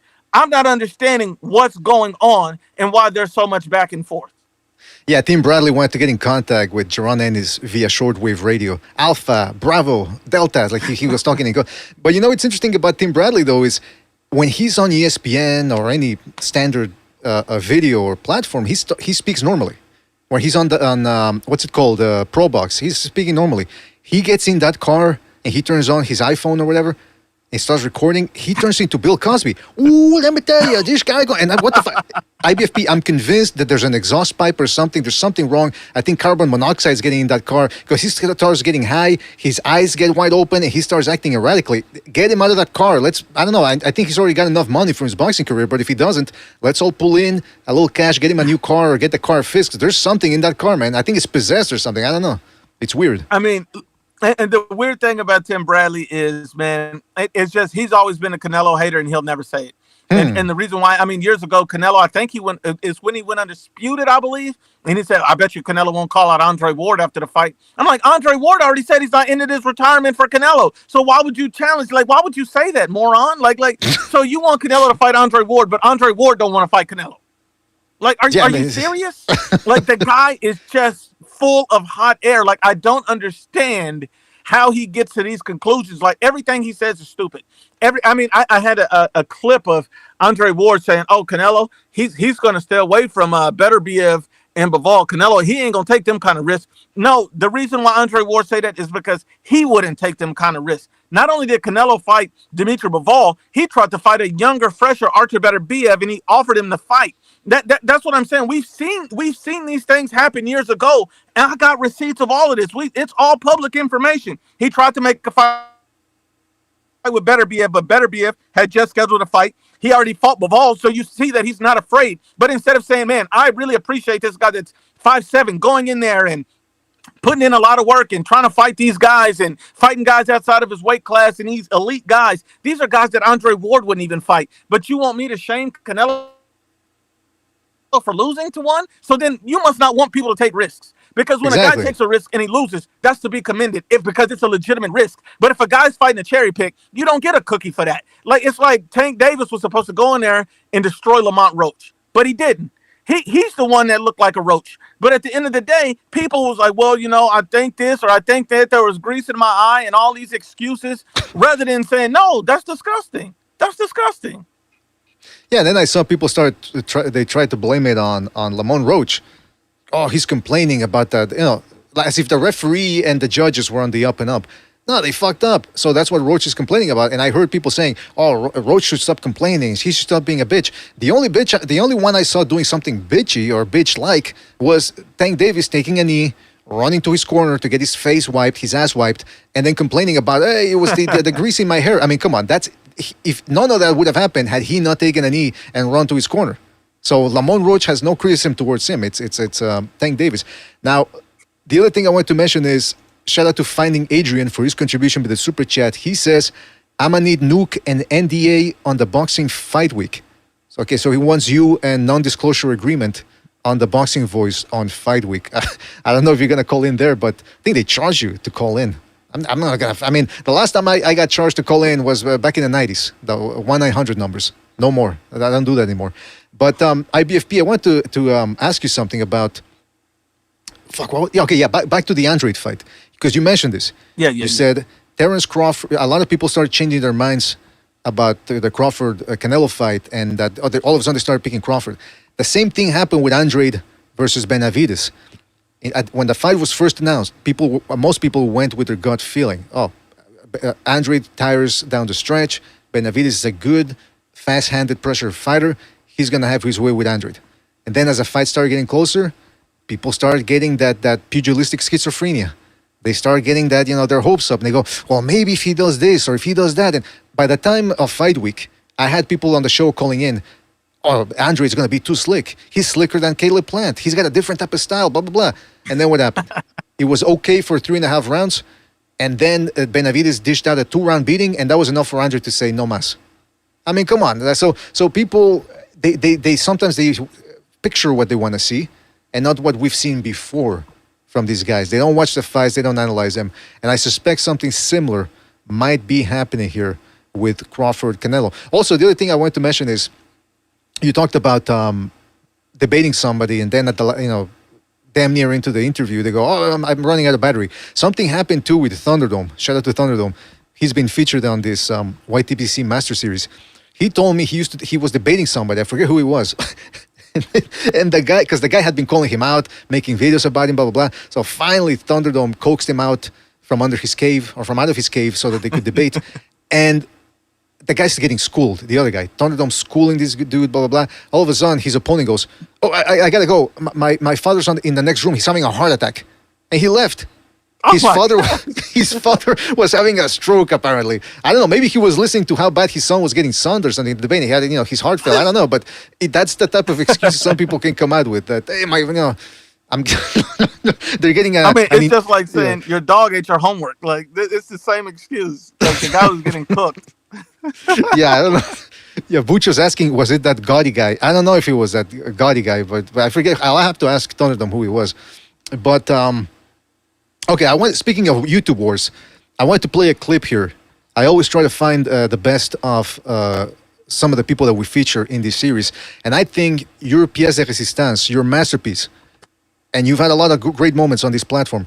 I think the best one was when you went at it with Southpaw 773. That guy had left a comment, I believe, in your one of your posts, or I think it was a community post, and finally you got him on the channel. And I wish I could play the whole thing, but it's damn near an hour, so I'm just gonna play you some select clips here. This dude, anybody who knows Southpaw 773, there's a little bit of a showmanship to him. He knows he doesn't really want to talk boxing. It's all about being outrageous. I think that's part of his shtick. And sometimes it's funny, don't get me wrong. But in this one, I really didn't know much about him, so I really thought he was going to try to debate you on boxing, because that's what he kept saying, you don't know shit about boxing, blah, blah, blah. Instead, all he wanted to talk about was how you've never fought, you don't show your face. He wanted to know about your race and ethnicity, which is weird enough. Hold on a second. Yeah, I got to play this. Okay, so all this type of stuff, he didn't want to really debate with you, so let me just play a couple of clips here real quick. Oh, by the way, I'm going to share the screen with you because I don't think you can see it. How do I share? You know what? You're going to... Yeah, I'm going to... How do you share this on StreamYard? Oh, I got it. I have no idea. I don't think I've ever done it. But if you just show the screen, I have like 2 screens up, so. All right, I got it here. I got it. All right, so some select clips of the situation here. You live in an boxing or not? You said you want to talk Canelo. We talking boxing or not? Hey, let's give it. Let's give house tours, broke man. Yo, broke guy. Hold on, we talking boxing or not? All right, so he wanted to compare domiciles. Again, he didn't want to talk boxing. He just wanted to. Now he wanted to turn into the home and garden channel. You said you want to talk Canelo. We talking boxing or not? Hey, let's give it. Let's give house tours, broke man. Yo, broke guy. Hold on, we talking boxing or not? Let me show you my house. Let me show you my house. Your mom's house. No. That's your mom's house. Look at you. That's why you laugh. You know that's your mama's house. Begging for rent. Look at that outdated ass kitchen.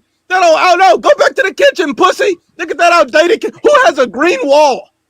I mean, goddamn. So not only you started clowning his house, and it's true. I didn't even realize it at the time. But when you pointed it out, I said, yeah, it's true. He's got a fucking green wall, like it's the 1960s or something. Like, like in the movies in the 1960s, they thought the future was all gonna be bright colors, green and red and shit like that. All right, let me play some more here. Did you know water cleared him? Did you know that you don't have one single fight? Look at him. Another body bag. bag. Another body bag. I'm burying your pussy ass. Okay. Did you know? Hold on. I say, did you know that water cleared him? Did you know you didn't have a fight? Bitch, you ain't got no fights. You sit up here punching a punching bag that don't hit back, you coochie. Stop rubbing on them ugly ass pubic hairs, bitch. I mean, come on. So tell me why Canelo's a disgrace, you dumb piece of shit. I'll tell you why, you Mexican dick sucker, because you don't box. That's why. Another body bag, folks. Another body bag. This is why you say cocaine's a hell of a drug. Dude, pulling on his pubic hair, gets exposed. This is the official exposure. He doesn't know anything about boxing. Name one fact. Name one fact. Name one fact. Oh, you looking for help? You looking for help? Are you You looking crying? for help, Coochie? Are you crying? Hold on. You looking for help? Who you trying to get on? You tell your mama to get on camera. I'll body bag her ass too. Tell your mama to get on camera. Yeah, because he first of all, like, he kept pulling on his beard, which is a tell that that's like a tick or something. And then but that's the thing that weirded me out. He kept looking to the side. But again, if people watch the whole thing, he would constantly get up and start spinning around his living room or his basement. And there was no one there. But he would act like there was someone there. And that's the thing that creeped me out. I was like, well, is this guy schizophrenic or something? But then you thought his mother was there. I was like, hey, put your mama on the line. I'll buddy bag your ass. Oh, man, that was... I don't remember if I watched that live or if I was on delay the same day, but I was laughing my ass off, man. Some of the things you were saying, every 5 seconds, you were coming up with some great lines, man. So, yeah, I think that's that's one of the most memorable moments there. But, I mean... Yeah. That's one of the highest views I've ever gotten on a video. And that's why it's hard for me to debate people now. Because y'all debate people occasionally, but for the most part, people don't want to debate after that. A lot of guys duck the debates. After they call me out in the comments, they'll duck the debate because they don't want what happened to Southpaw to happen to them. Yeah, that's a good point, man. I mean, nobody wants to be embarrassed live on, voice to voice. People like to type. I hate that. I hate having to go back and forth with people typing. Just, come on the show and it's easier. Speaking of that, you started doing more panels in the last couple of months. And during the pandemic, when everything shut down, that's when I started really watching your channel because you started doing the panels and I would see you more often. What were your thoughts on that when boxing shut down and there was virtually nothing to talk about? I mean, there were no fights for about 2-3 months. What were your thoughts on that? And what did you try to switch up or what did you find interesting about that situation? For me, I enjoyed it. I liked being able to talk to people in an easier fashion than the videos. To me, it was a very enjoyable experience. But sometimes people, I don't know, sometimes people don't always show up to the lives. And so that's why from my history with boxing, sometimes I'll do lives, and then when people stop caring about them, then I'll just make videos, and then I'll go back and forth. Like, it just depends on the type of interaction I get back from people. But lately, people have just been bombarding me saying, we want more lives. We want weekly lives. You need to be live every week. We want this. We want that. So I always tell people, if you ask me for something, I'm going to give it to you. And that's pretty much why I do a lot of lives now, is that because people want lives all the time. They want lives every week. And so I'm saying, look, I'm gonna give it a shot, and if everybody like it and people keep coming, then I'll keep doing it. And so people has kept showing up, so I keep doing it. And one thing I will say is I would love a rematch with Southpaw. I don't know if that's possible, but now you got me interested in a rematch with Southpaw. But yeah, I do a lot of lives because people ask for it. Yeah, I don't think a rematch is necessary. It's like, asking for a rematch between Crawford and Spence. But, I mean, the guy's entertaining. What can I say? I think if you take him seriously, then, yeah, you could be befuddled by his attitude. But once you understand that he's mostly doing it for a show, at least that's what I think. Again, I don't want to blow up the guy's act or anything, but I've seen things on Twitter that suggest that he knows what he's doing. He's just leaning into it more and more. But the thing I wanted to say, too, about that, yeah, during the pandemic, you were having more panels, and that was at a time where there were more people available because most people were, almost everything was shut down, and you had people going in there. One of the things that sustained boxing for a couple of months during the pandemic was Glovegate. In the aftermath of Tyson Fury beating up Deontay Wilder in the rematch, like you said, never before have we seen a meltdown of that magnitude with so many excuses being thrown out there. What was your experience with the whole Glovegate thing? Oh man, that was one of the best times in boxing. I loved it because just to see people this delusional, it's almost unbelievable. Like, and hold on, I hate to interrupt it, but Mirage left something, said IBFP lives are the best comedy show in boxing, and my response to that is his sex life is the best comedy show in boxing. But that's I don't want to get off topic, but yes, as far as as far as Deontay Wilder's meltdown and Glovegate, and they spiked my water, and the ref was against me, and my trainer hated me, and all of this. This is what happens when hype jobs fall. This is what happens. Hmm. Look at Tank Davis right now. He'd rather. That's why he's not fought any of these other guys, because he knows what's coming. He knows who he is. That's why Demetrius Andre has moved the way he's moved, and when he fought David, and this is and I'm not calling Crawford a hype job. Make no mistake, Terrence Crawford is not a hype job. He's an elite fighter. He's a great fighter. He's a Hall of Fame fighter. But when I made a video and I said his hype will come to an end, I'm talking about the hype of people believing that he's unbeatable, that he cannot be taken apart, that he cannot be beat. That's what I mean. Not that he's a hype job. It's that he's been hyped so much that people are probably believing that he can go up and beat Usyk the way they talk about this guy. And so I'm like, nobody in boxing is unbeatable, no matter who they are. And so I think people lose that. But as far as the pandemic, I just go back, touch on that one more time. It was a good time that, we got to connect with so many different people. I think there was a huge interest in boxing, especially at that point. And Deontay Wilder's, I think that's what boxing is missing. More names in the sport. Like, there's nobody that's replaced Deontay Wilder from the American side that people can rally around and hype up and make boxing more interesting. We need more fighters from America. We need more fighters from Mexico. We need more fighters from Europe. We need just bigger names all over the sport. And I don't feel like we're missing a lot of names. Do you feel like boxing is a little hollow right now? Like we're missing a lot of big names? Yeah, because Canelo only fights twice a year, and lately they weren't exactly the most anticipated fights. Joshua, he adds a more of an element to it, but again, he's suffered some losses now, and we haven't seen him at all. We didn't see him at all in 2024. In 2025, and it's only now that he's going to get back on the saddle. And there's the saying that as the heavyweight division, so does boxing. So in other words, boxing follows the lead of the heavyweight division. And right now, there's going to be a restructuring process once Usyk retires. The best thing possible would be somebody takes the mantle from him, but that doesn't seem possible right now. So yeah, there is a bit of a hollow thing going on. And you know what? IBFP Tank Davis was on the verge of being mainstream. He was on the verge of being the mainstream boxer, but first of all, he's got a bunch of legal issues, so no marketing team will want to touch him. And then on top of that, he doesn't want to fight the best. Like you said, he's afraid of becoming a joke, just like Wilder was, or Manny Pacquiao when he got knocked out. So yeah, there's absolutely, after Canelo's gone, who knows who's going to step up. But if the trend continues, there should be somebody that steps up. Because I remember when De La Hoya was going to retire, after that, it's done. I remember when De La Hoya fought Mayweather, the mainstream media called it the fight to save boxing. And I remember a lot of writers saying boxing doesn't need any saving. It's not like it's down in it might not be as popular as other sports, but it's a cockroach. It's always going to survive. Then after Mayweather was about to retire in 2008, when he had that little vacation, Pacquiao stepped up. And then after Pacquiao and Mayweather, it was Canelo and Joshua. So someone is poised to take the mantle or grab it by the reins. I just don't know who it is at this point. Could be Moses Aitama. Everybody's high on him. It could. Yeah, maybe. I don't know. We'll see. In regards to the Glovegate, what was your position on the whole thing? At some point, did you think, there might be something to it? Or did you immediately go, all right, this is some weird shit going on here with these fans?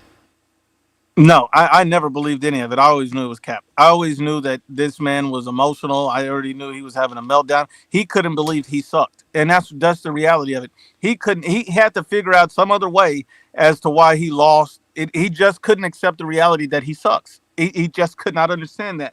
You don't even know how to throw a proper jab. You always hurting your hands because you don't know what you're doing.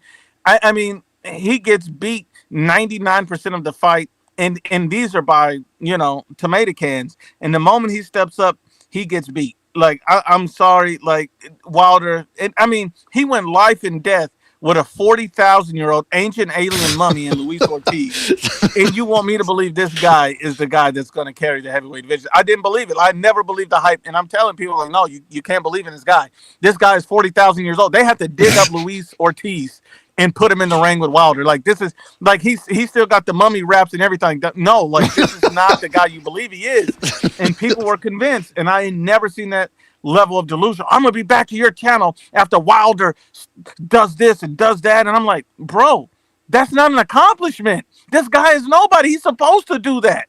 He's supposed to do that. He got to do this to a live dog, somebody that's actually young, somebody that's actually a good fighter. He ducked Anthony Joshua.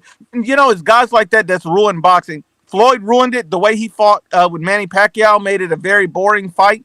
People were looking for knockouts and actions, and he didn't bring the fight the way he should have. Now, that's also their fight for not being educated on how Floyd fights. Not being educated on how Floyd's going to approach the fight. He's always going to approach it from a defensive standpoint. He's all about money. He's told you this. But at the same time, he did hurt boxing with that. You know, Deontay Wilder hurt boxing by not fighting Anthony Joshua when he was offered to fight. He hurt boxing with that. And so a lot of these guys hurt boxing, and it's like, it's just okay. People give them a pass. They ignore that, and they don't want to acknowledge that. And so I think that that's one of the biggest things, that these fighters hurt boxing themselves moving in the way that they're moving. It's just like a lot of fans are begging for this David Benavidez fight. Like, even guys like Mirage or Benavidez, I hope that Benavidez is one of the last fights on this Turkey contract for Canelo. I know it's a possibility from David's own mouth, from Turkey's own mouth, that it is something that's possible. But one thing I will tell you is David Benavidez is being extremely hyped, and he's a good fighter, taking nothing away from him. But I just think that, you know, his hype train's going to come to an end once he starts fighting the killers of these divisions as well. Yeah, I mean, that's, you know, you can see signs sometimes when you watch these fights. But again, people want to cover their eyes and their ears and not take in the information that's being beamed out there. Real quick, shout out to Nomas Tomas OG, who says Southpaw is missing chromosomes and Mirage as well. Ah, come on. See, now these people, I mean, everyone's getting shot today. Everyone's taking flack. But shout out to Nomas Tomas for his contribution. A lot of people would agree with you. Shout out to Edgar Moreno, who says 5,000 4-1 odds that Bud cannot stop Canelo. Well, you know, we talked about that earlier, about there's a lot of people out there saying Bud is going to stop Canelo. The comments are out there. And, yeah, man, I mean, that sounds like a decent bet right there. A logical one, I guess. But then again, there's nothing logical about this fight, so who knows what's going to happen. It's a great bet. Yeah. I wanted to ask you about... The one thing I'll say... Oh, go ahead, BDS. Sorry. No, go ahead, man. Go ahead. The only thing I was going to say is if they think that Bud can stop Canelo, then they need to stop their medication because they're delusional. Go ahead, BD. Well, I was going to ask you about that because I had a crazy idea about 2 weeks ago when Crawford and some of his team members, well, not Crawford, but some of his team members were talking about stopping Canelo. They actually put that out there. And now you had Bomac talking about how Canelo fades after the 6th round. Do you think, and I'm not asking whether it's going to work or not, but what I'm saying is do you think Crawford at some point is going to try to back Canelo up? Yes. I can see him doing that. I always thought that was dumb from him to try that, but I think he is. I think they really do believe that Canelo's going to get tired. He's going to get winded. And they're not taking a weight into account of these other fighters. They're not taking Canelo's motivation into account of this fight. I mean, I forgot the phrase that it's hard to get up early when you're sleeping in silk pajamas or something along those lines. Canelo's been, satin sheets. You know, he's always a He's always been a very motivated fighter. But you know, Berlangis Munguias, he dominates those guys without half of that work. Now imagine he's getting all of this motivation to fight Terrence Crawford. And all of this talk is being made about how he sucks and how he's dumb and all of this. I think Bud's going to move the first half of the fight, but Canelo's going to still find him in the first half. They're going to be expecting Canelo to wear out, and he's going to be in for a very, very bad surprise if he makes it to that point. I know BDA people are going to hate this, but I think Crawford might quit, or the towel might be thrown in. Or he's going to get brutally knocked out. It's going to be worse than what he did to Spence. It's going to be worse than that. Well, you know why people have those meltdowns? they don't have the meltdowns because they expected it. They have meltdowns because they didn't expect. They couldn't see it coming. The Spence fans, if you listen to what they were saying before the Crawford fight, Spence is going to run through him. If Crawford boxes him, Spence outboxes him. And if Crawford fights with him, he gets knocked out. And that's why their minds snapped after the fight. Same thing with the Wilder fans, because they couldn't see it. So right now I see a lot of people saying Crawford's going to have an easy time with him. And if it doesn't happen and then he loses, or like your prediction is that Canelo's going to stop him, their brains are going to snap, because I think a lot of them do seem to believe that Crawford is this magnificent, outlandish, otherworldly fighter. And I think people need to recalibrate their expectations. Do you think that if Canelo starts, most people expect him to come forward, he's going to wail with those sledgehammers that I call, those wide hooks of his? What do you think happens if Crawford starts countering those to the body? No matter what Crawford does, it's not going to have an effect. And to be honest, in my opinion, I think that whatever he does, it's not going to have much of an effect, because what's coming back to him, or what he's getting hit with. I mean, let me just put it like this. Let's say Crawford tries to counter him, hits him with something. Canelo's going to eat it, walk through it, and keep moving. Crawford's going to be so pressed once he starts feeling the power that it's going to make him not want to fight. It's going to make him want to run.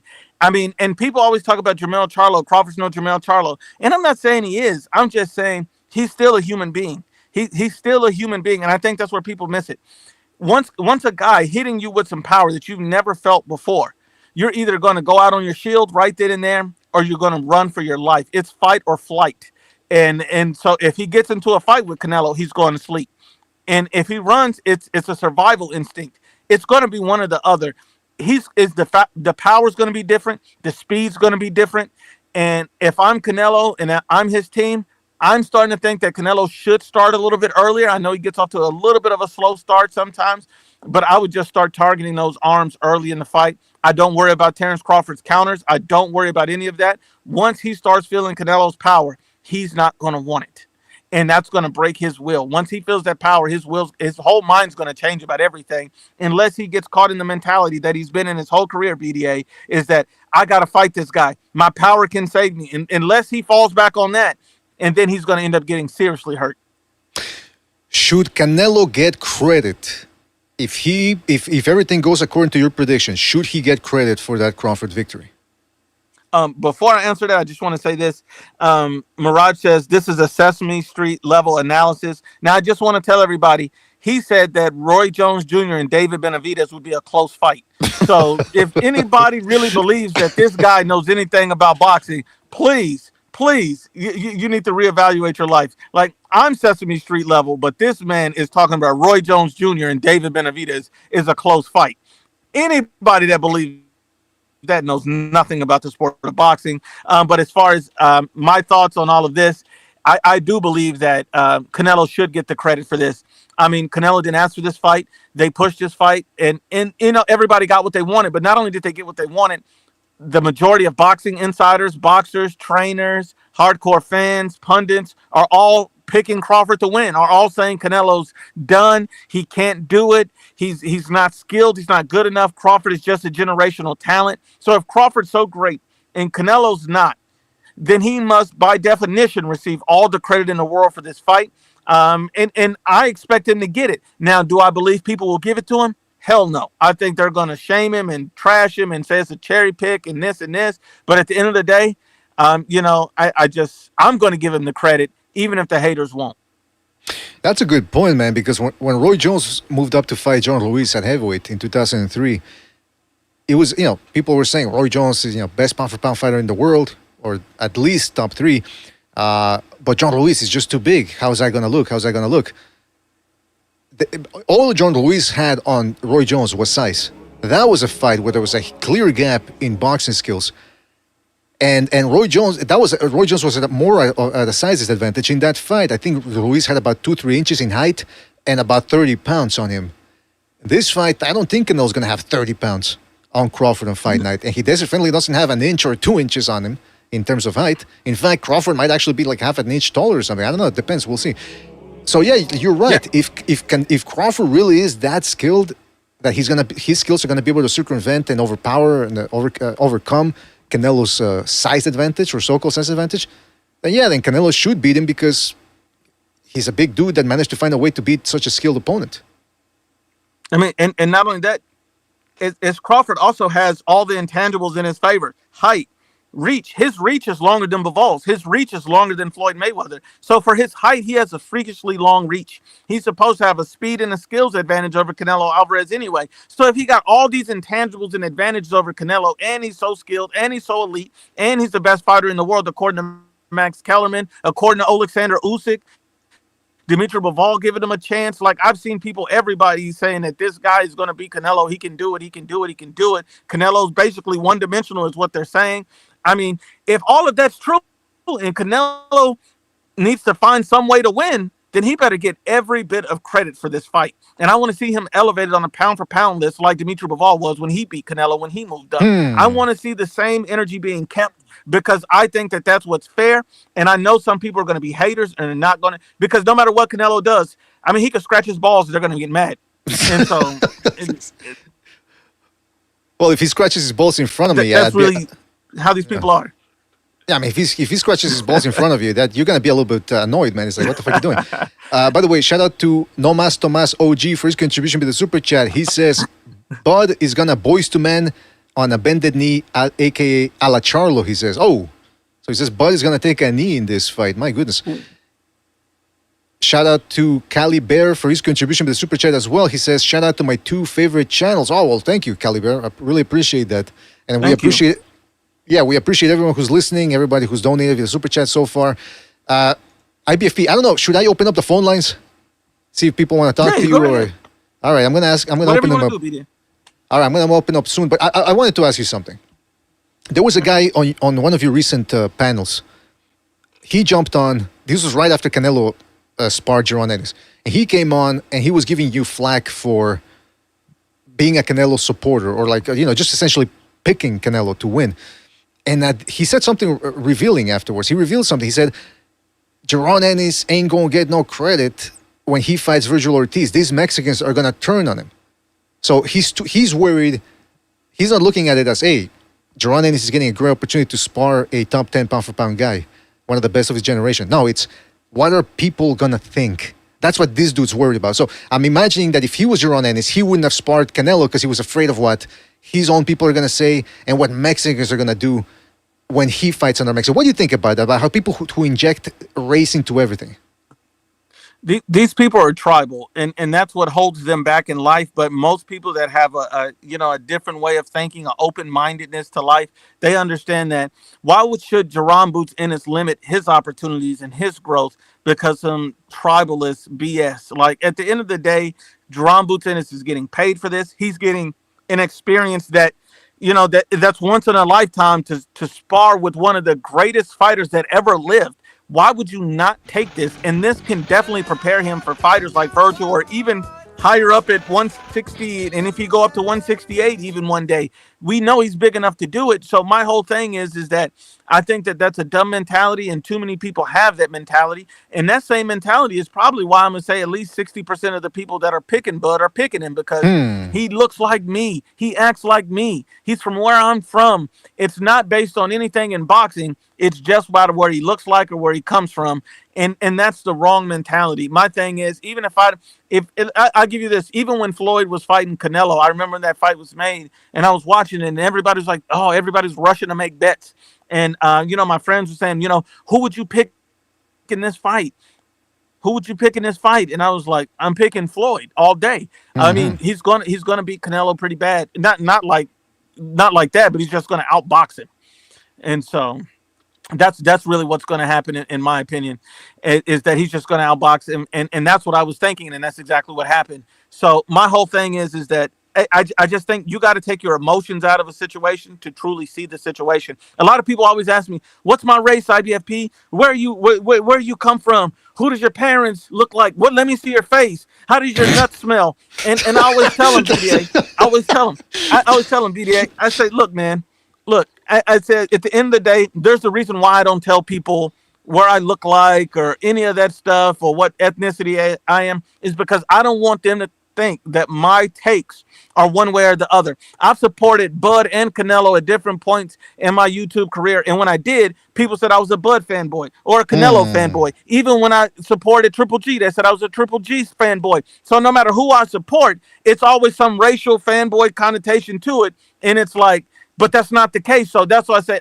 what's the point of me showing you what I look like when you're just going to try to judge me for it and say, put me in this box and say, you're only doing this because of this. You're only doing that because of that. And I don't like that. I like the fact that say, if you're going to debate me, if you're going to talk about me, then let's do it based on the facts. And obviously we know Southpaw didn't want to do that because he said, you're ashamed of your face and your race and all of this. Well, Southpaw, buddy, you should be ashamed of your face. That's what you should be ashamed of. I mean, listen, he's an unusual looking guy. That's true. But you know what? I think what it is, IBFP, to be fair, is a lot of these people that always ask you, turn on your webcam, show your face. To be fair, they spend a lot of time sending tokens to women online, on Twitch and on OnlyFans and all that. So it's only fair that they think everyone else is like that you're supposed to be showing your face on your camera. Show me your Amazon wish lists. Show me your library cards. Like, come on, man. They want every little detail about you. It's insane. But yeah, that same guy who was on your stream, he said another thing that was revelatory. He said, if Canelo wins, we're gonna get all these Mexicans saying Mexicans own boxing, Mexicans number one. And I remember when he said that, I said, so what? It's the internet. People are gonna say shit all the time to try to bother you or because they really believe it. But what's the difference to you? What difference does it make? And it sounds like his ego would be upset. I mean, I think I remember this now, and I remember when I think about this, it's like every time when Canelo was undisputed at 168, he just beat Caleb Plant or whatever, and went undisputed, made history. I remember everybody that didn't like Canelo, they would say, he did good, but Floyd's still the greatest of all time. But I'm like, who cares? That never affects me because it doesn't matter to me. Canelo's accomplishment stands on its own. But if you're in a point where you have to like down somebody to big up somebody else, that's an emotional state. When he said, oh, everybody's going to say Mexicans run boxing, because that's where he want to say, black fighters run boxing. He just want to talk about it from a tribalist point of view rather than just a true analysis of saying, okay, because if you think black fighters run boxing, you're mistaken, buddy. Usyk runs boxing and in a way runs boxing right now. Those guys are at the top of the game, and that's where he's wrong. Those guys are at the top of the game right now. So, and I think, and we already seen Usyk dethrone a black fighter, but I know they don't think Anthony Joshua's black because he's from the UK. Like, this is the tribalist mentality I've had to deal with here. Oh, Anthony Joshua's not black. Only Deontay Wilder's black. That's what I've got. I literally had those comments on my videos. I'm like, oh, IBFP, you hate black fighters. I'm like, but it's a video about AJ and Wilder. No, but AJ's not real black. Deontay Wilder's real black. I'm like, no, I don't think it works that way. And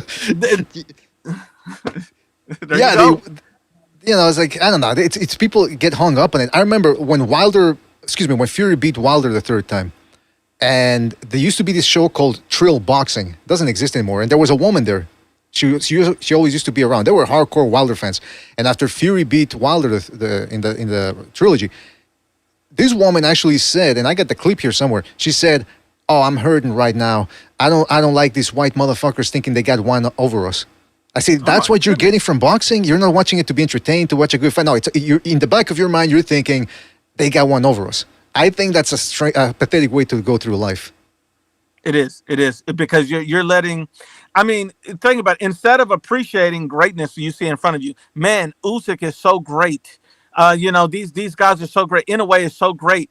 But you're sitting up here watching these fights, hoping and wishing they lose based on the color of their skin or where they come from. And that's the worst way to go through life. I mean, I don't understand how somebody I just don't understand how you can not be miserable living like that. That doesn't make any sense. Even with the Southpaw and in a way, when he beat Stephen Fulton, he was screaming and he's about to get him, and then he got stopped and he shit his pants. And so it's like, you got to stop this, man. Like, just appreciate greatness when you see it. This is one phrase I always say on my channel: greatness has no race. Anybody can be great.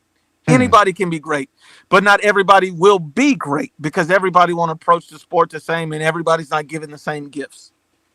Exactly. Yeah. Listen, boxing isn't fair. Some guys, they got the perfect technique. They got, they turn on their shots, perfect footwork, but they lack power or speed or both. And There's guys out there who don't have to work as hard because they already got the natural gifts, and then you got the guy who's got the natural gifts plus the work ethic.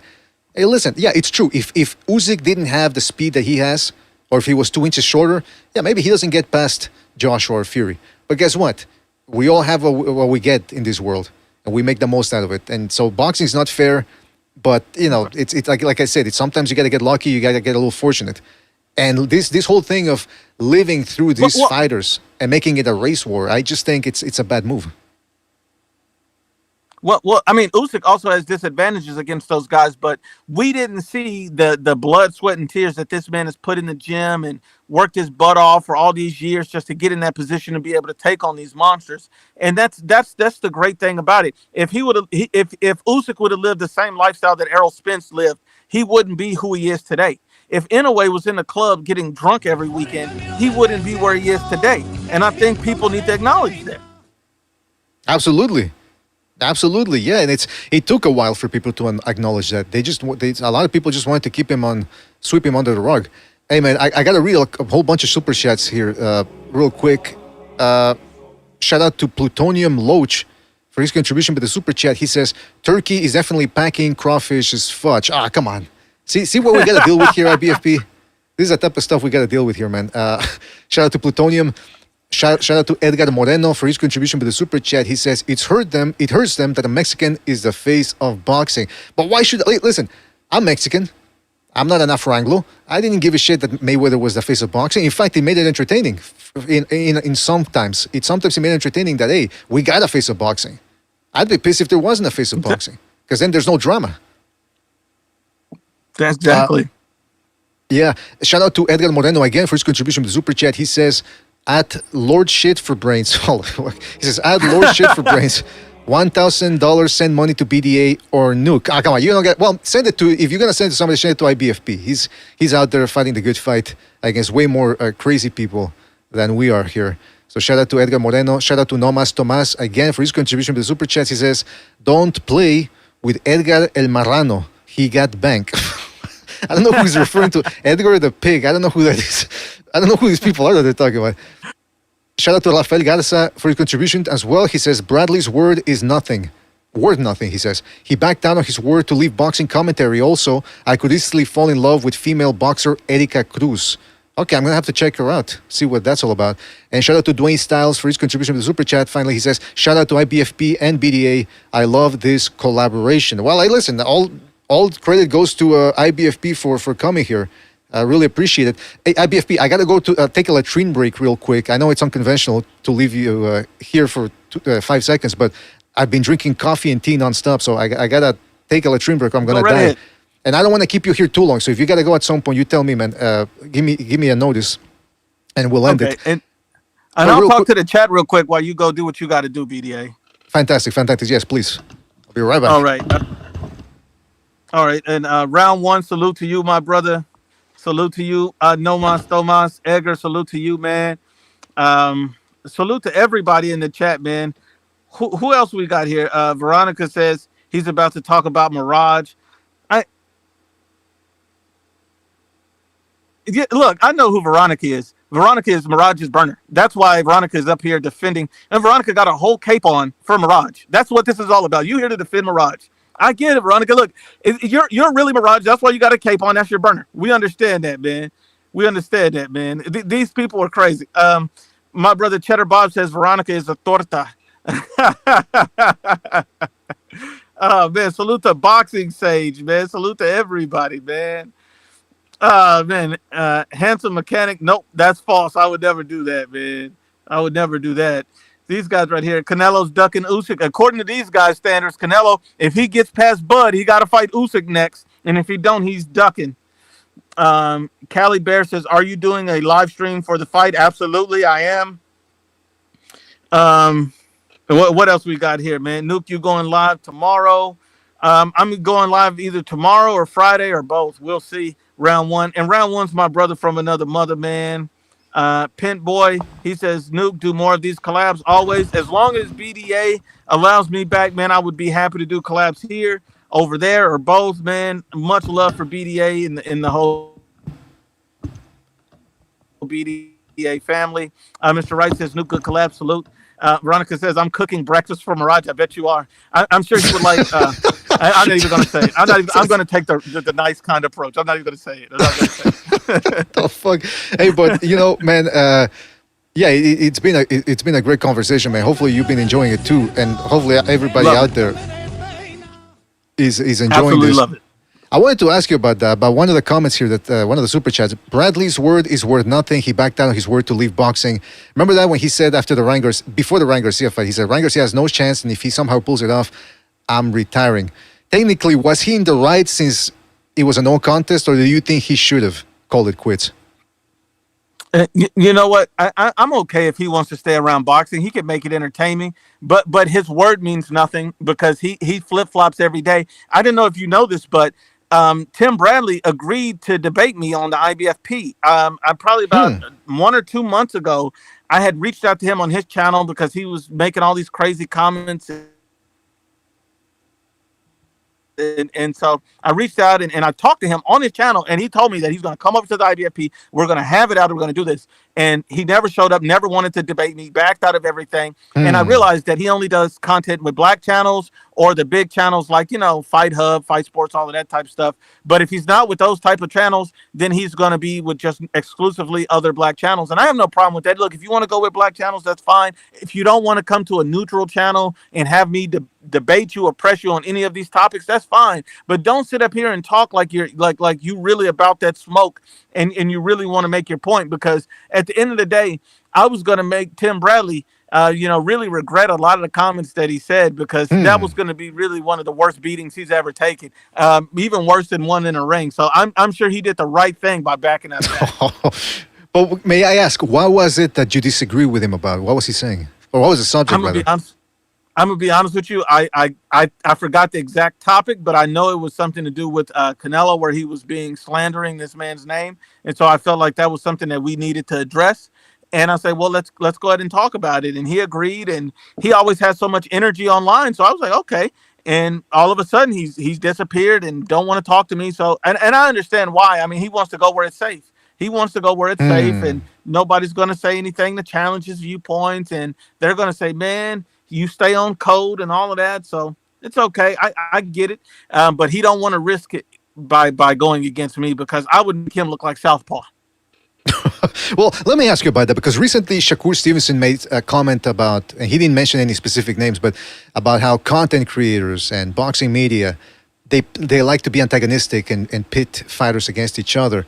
And he got a lot of responses, obviously some good and some bad. What do you think about that? Do you think more... Well, first of all, do you even like talking to current fighters?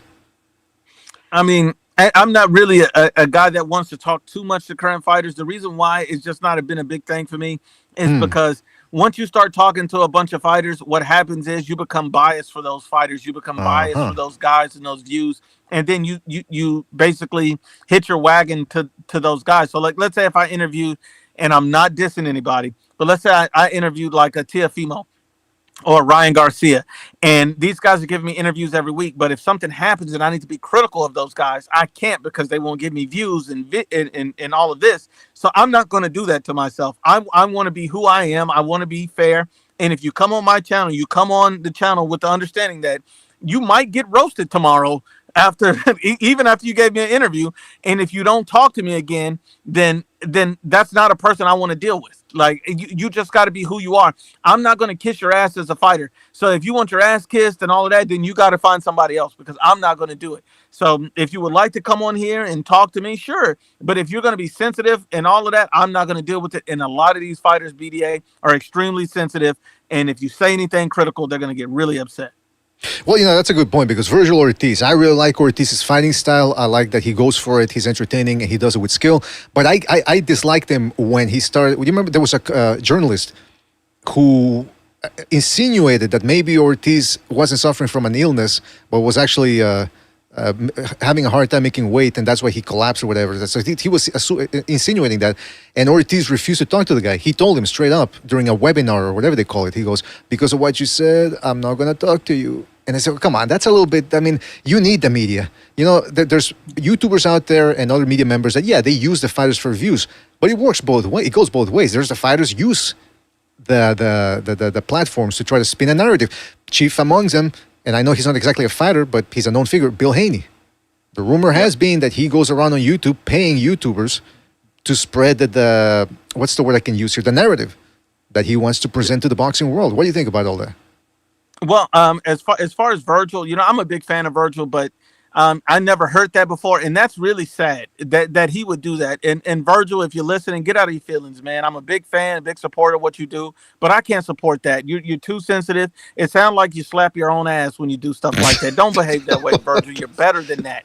Yeah, and the media can help you grow your career. You got to stand up to those critical questions and statements and defend your position. Speak up for yourself, and that way you can feel good about it, because that's not disrespectful or derogatory. That was a legitimate question that a media should ask, and it wasn't like they were making it personal about a family member or anything like that. It was just something that people really wanted to know, like, is this really something else? Are you pump faking? Just answer the question and then you can move on. But as far as Bill Haney, I've heard from a lot of people around boxing that he's going around paying channels $45 a piece to pump up Devin Haney. Wait a minute. First of all, when you say $45 and a pump, that sounds like you're talking about something else. That's number one. But number two, that was a real figure. Is that the real figure that's been thrown around, that he was paying them $45 to spin a narrative? From what I've heard, it's anywhere from $45 to $55 for every other video. Well, every other video or live stream, $45 to $55. Are these people that hard up that they gotta? Oh my goodness gracious! I mean, I gotta tell you. But wait, what do you make about that? About Bill, a guy like Bill Haney? He's a very talkative figure. What do you make of him? I think, and look, I'm not a fan of Devin Haney or Bill Haney per se, but one thing I will say, I think he's good for the sport. And the reason why he's good for the sport is because he's always putting on a circus and entertaining people. He'll make a fight that no one cares about worthwhile because, he's talking so much. And so it's just entertainment. And so that's the way I look at it. Like, it's just entertainment, trying to get more eyes to the sport. I don't care how delusional he is. It's just going to be more entertaining to it. I mean, it's almost like a lot of these Crawford fanboys right now talking about how he's just the best fighter they've ever seen and no one can beat him.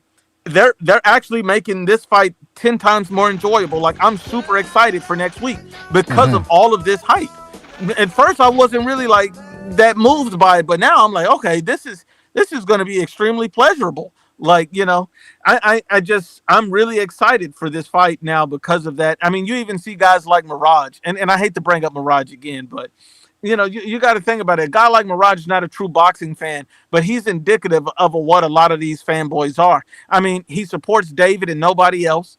And then when you bring up a fight like this, he picks the guy that's going to win solely based on his bias or hate for another fighter. That's tribalism at his best, but this guy's not even from America. This guy's down under drinking kangaroo piss. So I don't understand it. The kangaroo piss. I mean, I gotta tell you, that's a delicacy down there. We shouldn't besmirch it if you've never tried it. Now, but listen, I can't slander Mirage too much because he pays me a $35 fee to be on the show, so I can't really slander him. Hey, that's the going rate at BDA right now, $35 if you want to spin a narrative. But So, hey, but I do have to ask you, because obviously, you're a funny guy. You got a good sense of humor. You got a thick skin as well. You can take it as well as you can dish it. Well, what do you think about, bad taste? At what point does something or a comment become bad taste or over the line? So when someone talks about like someone's child, so let's say I made it, like somebody makes a joke, but we know that this person has a child or something. We don't joke about people's children. Now, if we know this guy doesn't have kids, then we can joke about it because he don't have kids. It's all just made up fun. If a guy is handicapped, we don't joke about those things. So, disabilities, families, things that are so close like that. Like if a guy's disabled, I'm never going to make a joke about that. And I don't want other people doing that either. That's in poor and bad taste. That's disrespectful. I mean, a lot of people make racial jokes both ways, but if it's something that's extremely offensive, I'm going to say you can't do that here. Like if it's something that where you're trying to hurt somebody rather than be funny, the intent behind it is what you can tell in a joke, and I'm not going to allow it. Like somebody had sent me a message and said, Nuke, you better watch out. You're going to get deported. I took it and it was just funny and I just ran with it, but I didn't get offended by it. But if it's something that where it's like really nasty and derogatory, I'm not going to stand by it. And I don't even want to say something like what that would be, because I think somebody would turn around and just repeat the example to me if I say it. So I'm trying to hold back. But like disabilities, families, anything like that, I try to stay away from. People's religious beliefs, I stay away from those things, because I don't want to ever go too far with anybody. Yeah, I can see that, and I certainly understand it. On the internet, though, it's really changed my perception of what's, because anything goes in the internet. You can't stop somebody from saying something. In real life, either you can't really. I mean, you could try to assault somebody, but then you're going to be suffering a penalty more than likely. But I've seen some heinous thing. I've seen some heinous things being said on the internet. So I agree with you that there is such a thing as over the line, but some people don't think so on this internet. I mean, shout out to Black and Brown, we've had him on this YTBC Master Series, and he's the king of the underground. He'll open up the panel to anybody. He does it, at 10 o'clock at night, and it goes throughout the night. And when you leave a panel open, throughout the night, 3 a.m, some interesting people are going to jump on. And sometimes you're going to get a lot of people that should be in a home or something locked up. And they say I've seen some heinous things being said, dead children being brought up, people wanting to, I mean, I don't, on this channel, we had a situation one time where a guy wanted to stomp a child's skull. That type of insanity. So wow. I'm not the type of guy who's going to go, oh, that's too far. Don't be offended. I'm not one of those anti-woke people that there's no such thing as everyone has a right to say whatever they want, and nobody has a right to be offended. I do think people have the right to be offended. The difference is when they start telling you they're offended, and every little thing offends them, then you're going, okay, you're going too far. But this internet thing goes nuts. And the reason why I ask you all of this is Teofimo Lopez, for example. He pissed off a lot of people these past 12 months or 14 months trying to be coy about some comments that he was making, and sometimes he would say them like that video where he was in the punching bag and he said something that sounded like Igor, but you couldn't really quite make out what it was, and then he was being coy about it. What do you think? Is he going too far? Is he just an idiot? How do you see that situation? I think Teofimo's an idiot. I don't think he's racist or anything like that. The only reason why I don't believe he's racist is because he didn't actually he doesn't appear to show that towards other people. Like, he still do interviews with different ethnicities.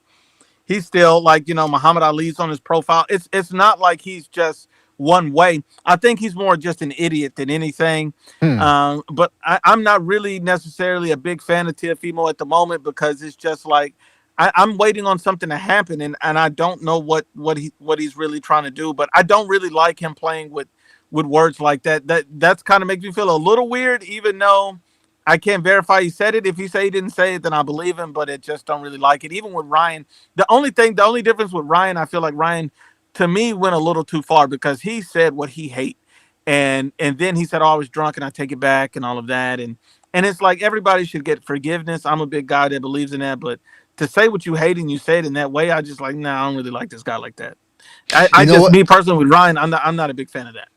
Yeah, I mean, listen, I rooted for him when he turned the tables on Devin Haney and started playing the system, just like Haney's been doing for a while. But even before that, and then of course after that, I was just telling people, look, this dude turns on everybody. If you were his friend right now and if you were close to him, he'd turn on you. Damn near guarantee it. So yeah, he's not a particularly likable character. What was I going to ask you about that, though? Oh, yeah. So, Teofimo Lopez, he ducked, I guess that's the favorite word now we can use, ducked Devin Haney, right? And at first they made an excuse about, it's because he's going through personal issues, too short a turnaround time between training camps, between Barboza and then the Haney fight. Then Lopez ended up saying, no, it was because of the money, which is strange that his manager or handler or whatever would say one thing and then Lopez would say another thing. But now there's rumblings that he might take on Shakur Stevenson, the boxing hipster's favorite. So, what do you think? If he fights Shakur Stevenson, does that sort of justify not fighting Devin Haney? To be honest with you, and I'm not one of the people that ever thought he ducked Devin Haney. Just me personally. I don't think you can duck a guy who's blatantly running in their fights. When he ran from a washed Ramirez in his last fight, I'm like, I didn't even want him to fight the guy, because like moving like that, you don't deserve fights. I think fighters should be rewarded for how you approach a fight. Like William Skull, I don't think Mm-hmm. William Skull should be rewarded with another big fight or a payday after that performance against Canelo. No, I don't want to see that again. And I don't think Devin Haney, I want to see anything from him again. But he's gotten the Brian Norman fight, and so if he runs again, are people still going to want him paid to see this same crap over and over and over again? And so that's for me as a consumer. I don't want to see Devin Haney, and because of how he moves, I don't like that. And so that's for me. But as far as Teofimo, if he ends up fighting Shakur Stevenson, and this is by far and large that shows you that he's not afraid. But not only that, we've seen Teofimo fight Vasyl Lomachenko. We've seen, and he didn't have to. He fought, Josh Taylor when he didn't have to. Teofimo's taking those chances. We've seen Devin Haney refuse to rematch Vasyl Lomachenko, but then he said, "But I would fight Tank at the weight, but I won't rematch Loma." In the fight where we all saw was extremely controversial. So I don't like guys who move like that, constantly pump faking. He admitted Ryan was a cherry pick. Then he got cooked, and he felt like, oh no, but he had to have cheated. And it's like, I don't know. For me personally, I don't think that was a duck, but I think that TL should be commended if he fights Shakur Stevenson. But I think Turkey Al-Sheikh should keep enforcing no running, no Tom and Jerry, and make the range small as possible, because I want to see a real fight. And I want to see guys that really go at it. And I know their styles is probably going to be a very negative fight to a degree.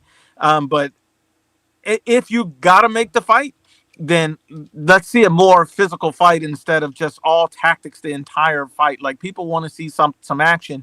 An issue that I have with Shakur Stevenson is that he moves like like a coochie. So does Keyshawn Davis. This man said, "I want to beat Teofimo, take his belt, and then give it to Keyshawn." What kind of man is this? Are you busting each other's cheeks? Why are you want to give this man a belt? Fight him. Did he really say? I didn't know he said that. He did. He did an interview where he said it. I'll find it and I'll send it to you in the DM, because to me it was disgusting. Like, so you want to hand this man your belt if you beat Teofimo? You want to hand it to him like a cookie, a prize? Like, no, bro. And then I didn't see Keyshawn Davis. He put out a list of fighters he will not fight. I will not fight Shakur Stevenson. I will not fight Andy Cruz. He's putting stipulations on all these fights is why he will not fight them. I'm like, if anybody else did this, they'd be labeled a duck and a coward, but they can get away with it. Like, to me, I think that's biased. That's not fair, and that doesn't make any sense. You guys aren't real brothers. Like, stop it. Like, if you guys want to bust each other's cheeks, just say it. But don't sit up here and mislead us. You guys are playing grab ass behind the scenes, but telling us that you real warriors. No, you can't be both, guys. Oh man. Well, listen, that's an interesting way of putting it, man. But it's true, though. By the way, first of all, I got something to ask you after, though. But I gotta say, who is afraid? People say that, people are afraid of Shakur Stevenson. I don't think anybody's really. I'd fight Shakur Stevenson. I wouldn't be afraid of him. He's not going to hurt you.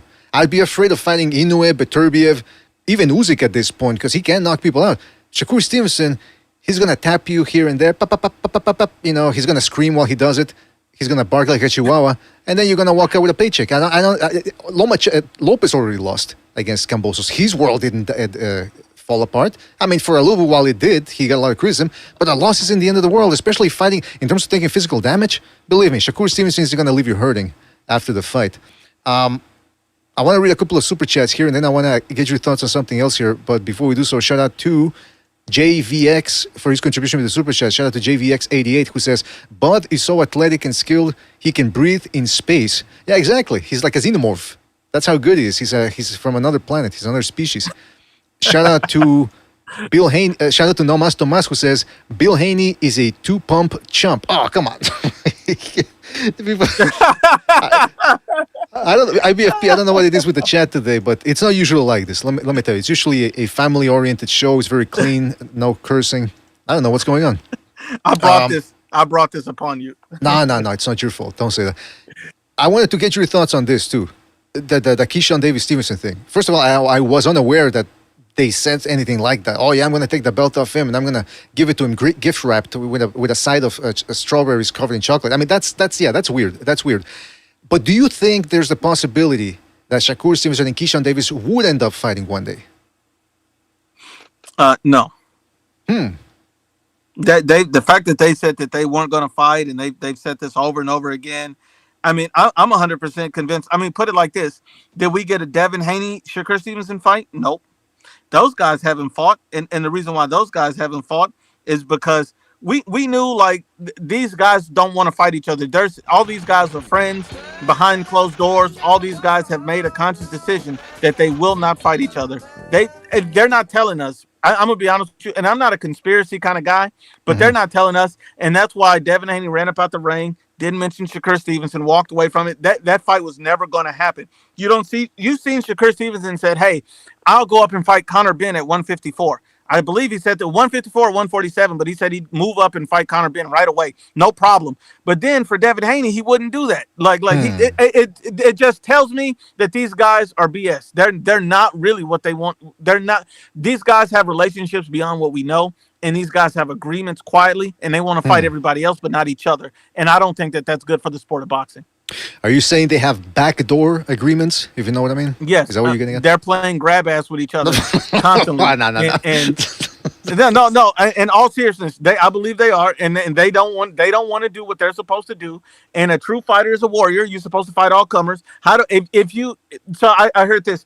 I heard that Shakur Stevenson said, "I think that Keyshawn Davis one of the best fighters in and around this weight." So, but you just said you want to fight the best. So if you want to fight the best, you need to fight him. Mm-hmm. Okay, see, everybody else sucks according to them. See, maybe that's why these guys don't want to do interviews, because then they get to ask questions. Like if you had them on your show and you start asking them these questions, you're going to start noticing, wait a minute, you just said this 10 minutes ago and now you're saying this. I think that's one of the reasons why they don't want to be on some of these platforms. Can I just throw something at you? You tell me what you think. The reason why I think there's a possibility that Keyshawn Davis and Shakur Stevenson would fight is because you look at how these two guys act before a fight. They make it personal.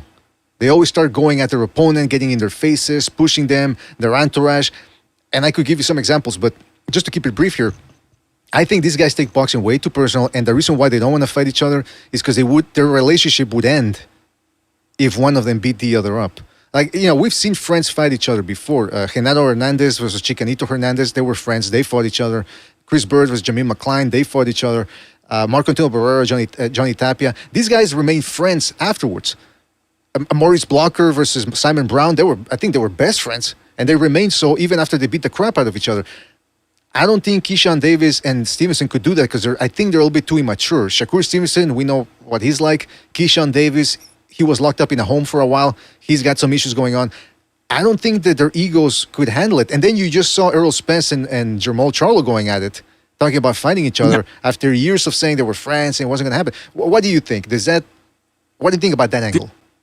Well, me personally, I like what you're saying, that there's a lot of guys that have been friends that have fought, and it's happened before. And the thing is with these guys, I don't think their egos could take it. But at the same time, if the money's right, I mean, for me, I'll fight my grandma if you put the right amount of money on the table. Like, hey, come on, Granny, we got to get this fight in. I need the money. Like, let's make this happen. Like, But at the end of the day, when I think about it, would this fly if this was somebody else? Let's say Canelo said, "I'm best friends with David. Me and David are really good friends. We don't think we should fight." People would be upset. They wouldn't give him a pass. Oh, Canelo said, "Well, me and Bud, I consider him a friend. I don't think I should fight him." Oh, no, you're scared. It's going to turn into something else when it's somebody else that they don't like. If it's Virgil saying, "Well, I don't think I could fight, Boots, because me and Boots developed this friendship," and instead of trying to make the fight with each other, they'd be like, "Oh, that's coward stuff, man. You're afraid." It's only one-sided. If you notice that when certain people move a certain way, why is it Shakur, Haney, Keyshawn, all these guys? Andy Cruz has been pressing for the fight against Keyshawn, and Keyshawn will not fight him. Like, to me, it's just being ignored by the media. Nobody talks about it. But then I seen Chris Mannix, goofy ass, sitting up here asking every 5 minutes, "Oh, what do you think about Demetrius Andre and Canelo?" Like in a post-fight on the Zone. I'm like, dude, stop. Like, stop asking about fights no one cares about. Like, Demetrius Andre, what demand is that? And then he said, "Well, Demetrius Andre, we just saw you get past this guy or destroy this guy." I'm like, first off, you're not even using the word "destroy" in the right context. He really doesn't understand that. Like, I mean, like, let's not do that. And these guys are just delusional with their friendship and this nonsense. The moment see Devin Haney, I'm not friends with guys I think I can beat. I'm friends with guys that I think can beat me. So we're going to make a pact that we're not going to compete against each other, and we're going to try to fight everybody else. And that's what it is. Like, the fact that you're willing to move up so much weight and fight Conor Benn, but not fight Haney or Keyshawn, it just tells me it's not what you think it is. Devin Haney, before every fight, oh, I'm bigger than this guy, I'm bigger than that guy. But then he said, well, Boots said he'd be open to fighting at 54 or 52 at a catch weight. Oh, Devin Haney's not talking about it because you're not going to be able to beat him. He's too good. And that's what I'm saying. These guys are really selective about who they want to fight. He really wanted to fight at 147 when he saw the coast was clear. At the end of the day, I don't know. I don't have respect for Devin Haney. I don't have respect for Keyshawn or Shakur. I know these guys are being pumped up, but they're going to have to let their nuts hang at some point and fight each other, because until they do, I'm going to keep asking for the fights. Every time I make a video, I'm like, man, I would love to see Keyshawn and Shakur. I get 10 comments, but they're friends. I don't give a damn. It doesn't make any sense. Abdullah Mason said it best. He said they asked him about that, and he goes, if they're not blood relatives, I'm fighting them. Anybody's fair game. And when you put it that way, yeah, it's kind of shameful that Tank Davis didn't fight any of these top guys. Devin Haney didn't fight Shakur Stevenson. Shakur Stevenson, everyone, I know people are going to say, oh, he was avoided. For whatever reason, none of these fights happened. Whether that's on boxing or on specific fighters, it's a shame that you had all this talent there, undefeated records and so on, and none of these guys fought. Lomachenko fought these dudes. Lopez fought these dudes. Devin Haney, okay, yeah, he fought Lomachenko. To a certain degree, reaches pro grade too at 140. But other than that, these guys, they were once Cambosos got those belts off of Lopez, everybody wanted to fight him. Everybody. But then once those belts disappear, oh no, everything gets fragmented. All of a sudden, these guys don't want to fight each other. It's shameful. It really is. And it's disgusting that they move that way and they're allowed to move this way. And no one has a problem with that. Like the media's okay with it. The promoter's okay with it. The fans aren't pushing it. But if this was anybody else, it'd be a big deal and unacceptable. But for them, it's okay. Even there's a lot of boxing channels that claim to be unbiased, that claim to be fair and neutral, but they don't ever put the foot on Shakur Stevenson and Keyshawn neck and Devin Haney. They don't say these three guys need to get it on. They never say that. It's okay. They pat them on the ass and ignore it. And that's why I feel like the IBFP is not for everybody. Everybody's not going to like the IBFP. Everybody's not going to be a subscriber of mine. Everybody's not going to like me. They don't like the way I talk. And the reason why is because I'm going to tell you something that's going to eventually hurt your feelings, and you're going to log off and go about your way. Look at Mirage. He's drinking kangaroo piss tonight because it's like he cannot deal with this. Hey man, listen. What did you used to say? I don't know if you say it anymore, but you used to have a couple of lines you would say in the beginning of the show. You're like, if you close your refrigerator with your hips, this show is not for you. I forget. Yeah, do you remember what they were? Yeah, if you eat an elote long ways, this is not for you. If you eat a Snickers upside down so you can feel the vein, this is not for you. So it's just a few bars. If you got hot dog juice on the side of your mouth, this is not for you. If you moan when you wipe your ass, this is not for you. Yeah. Oh no, man. You're gonna get in trouble with the LGB, whatever, man. Those organizations.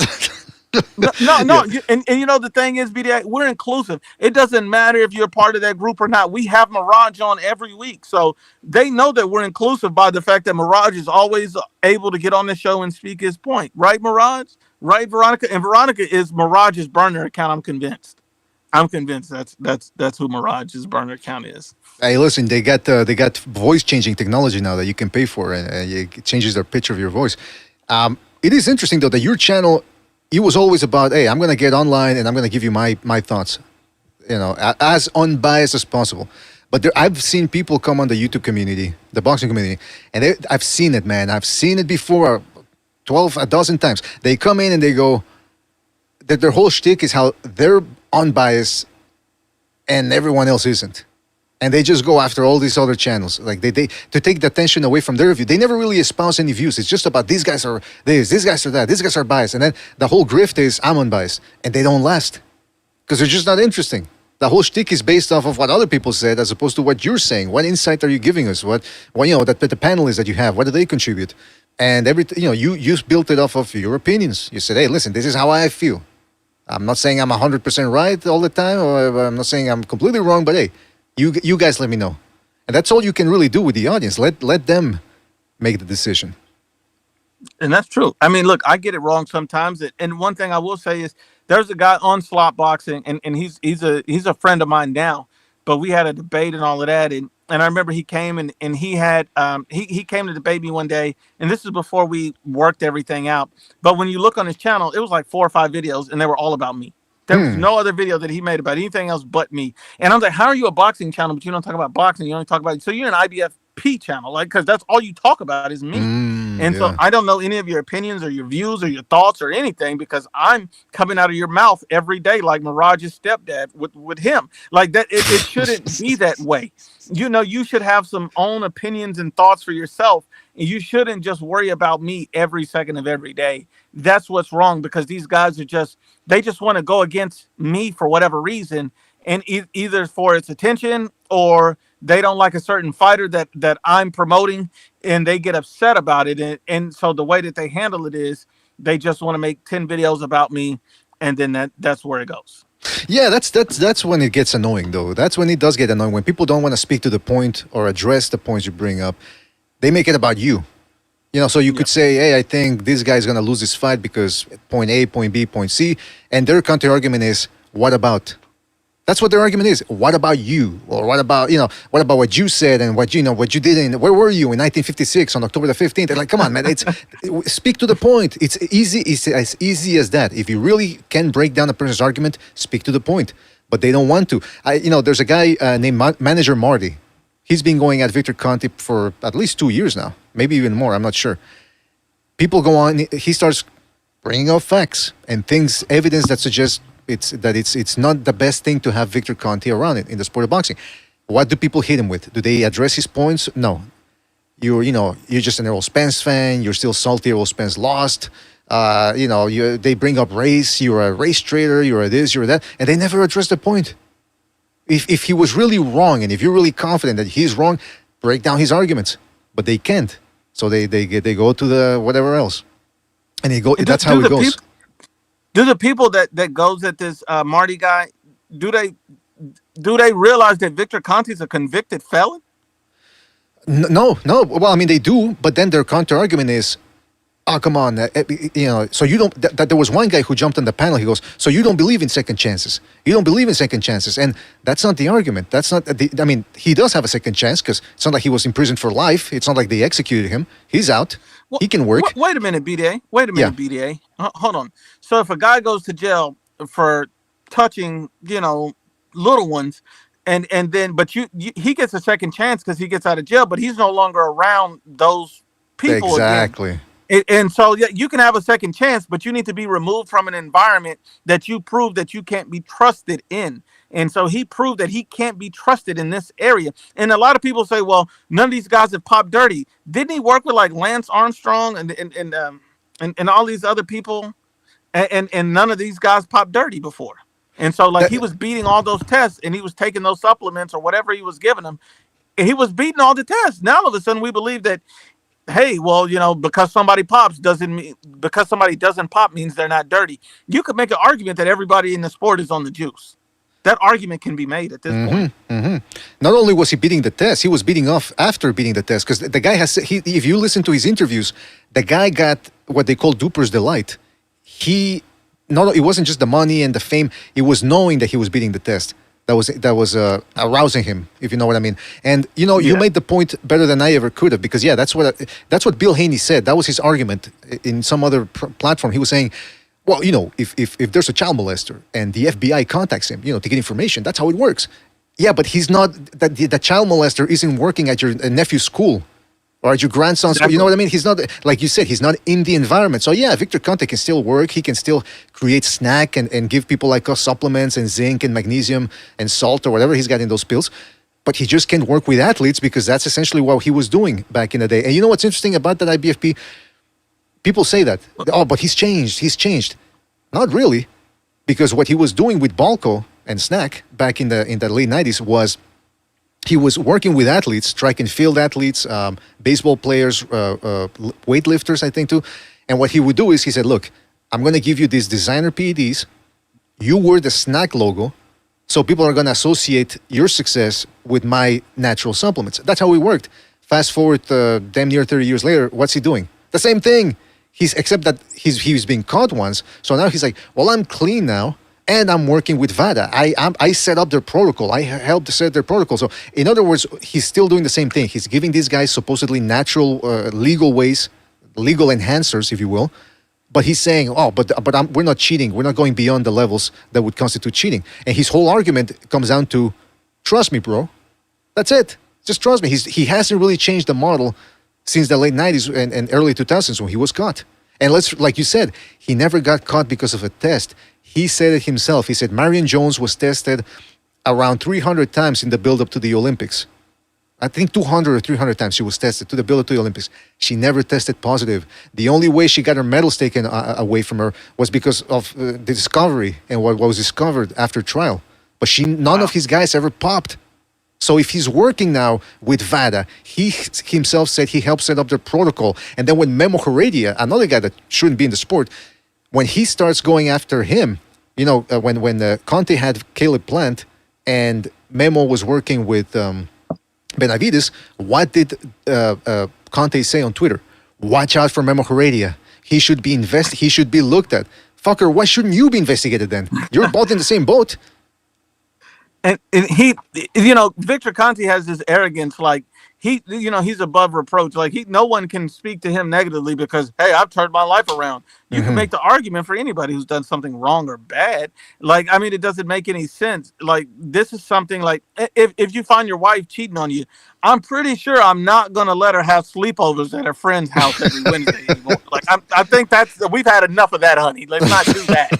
Like, come on, like we got to use some sense here. Get this guy out of the sport. He should never be involved in organized sports. All of his supplements should be looked to be sold online on his website privately, or he could, sell it at a GNC, and it needs to be regulated federally, however that works. But he should not be working with athletes privately about doing that. That should be a term of his release. Like, no, you were a felon, you were doing something dirty, you never got caught. This guy went on record, said he can beat any test. I'm not letting this master scientist get back into the sport that I love if I truly care about it.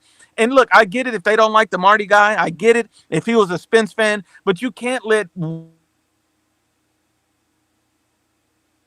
one opinion about one fight, like, at the end of the day, that don't change Victor Conte from being a convicted felon and the fact that he's a drug cheat. Like, this, I'm sorry, like, people do anything for money, or just like you said, maybe he gets off from it. Like, it's sad, but these are the people we have in the sport of boxing, and yet people look to him as a pure and honest and reasonable voice of reason as to, oh, this guy knows what he's talking about.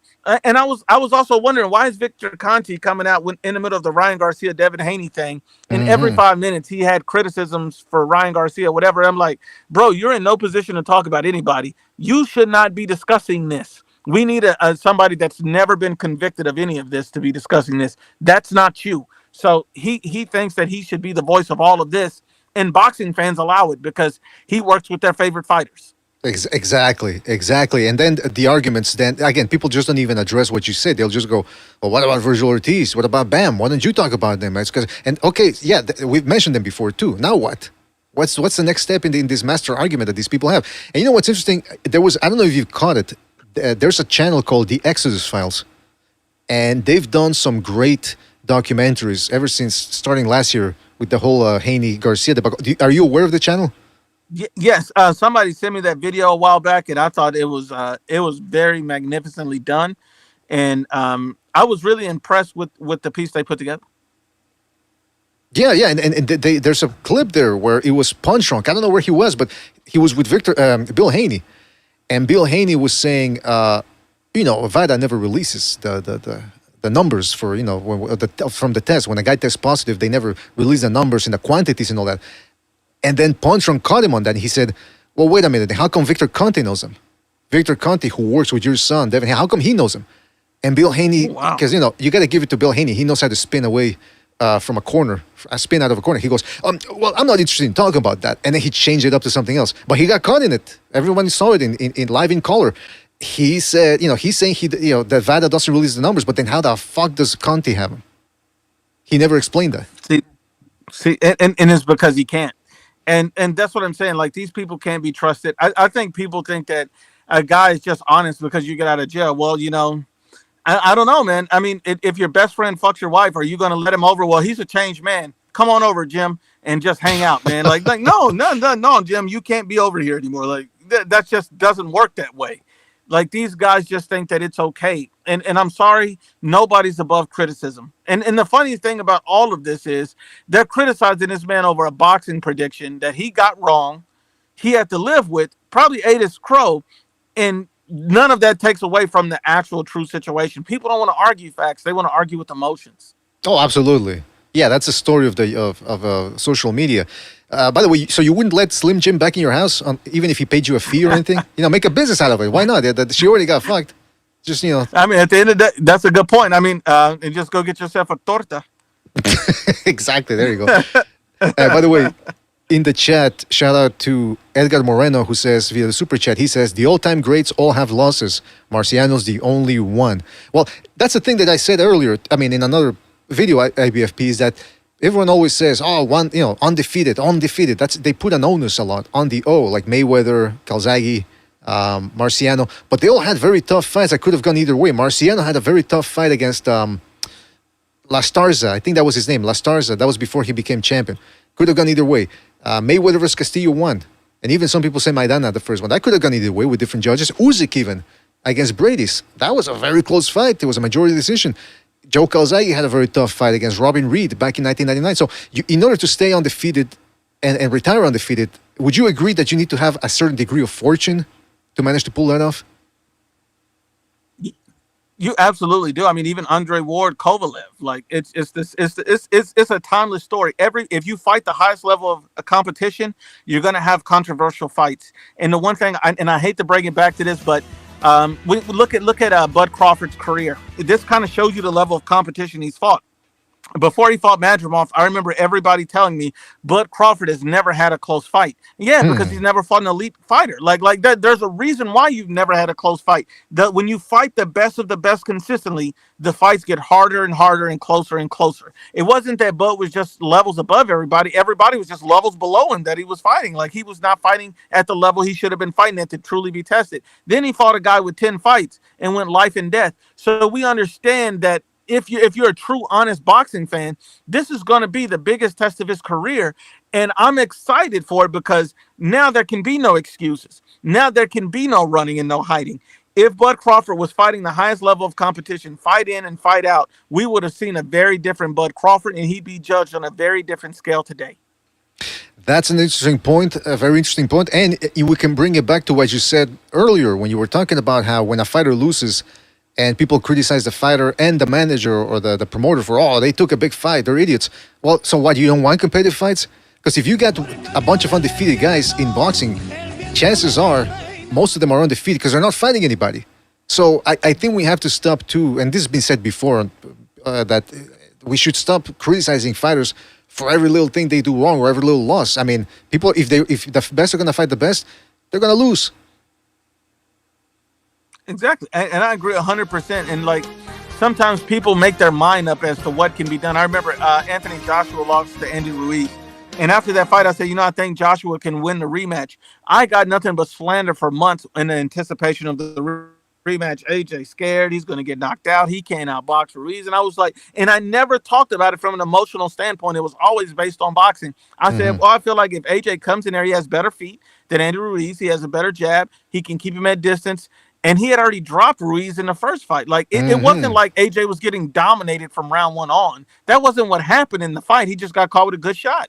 And that's what happens in heavyweight boxing. But people dismiss the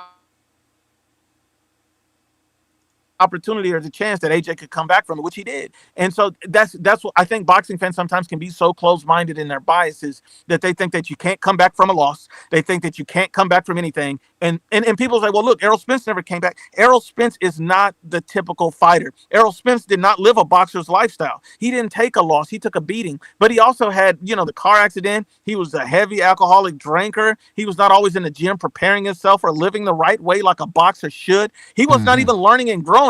Every camp that he was having, BDA, was a fat camp. How are you learning anything in the gym? Everything is a fat camp. You're not learning shit.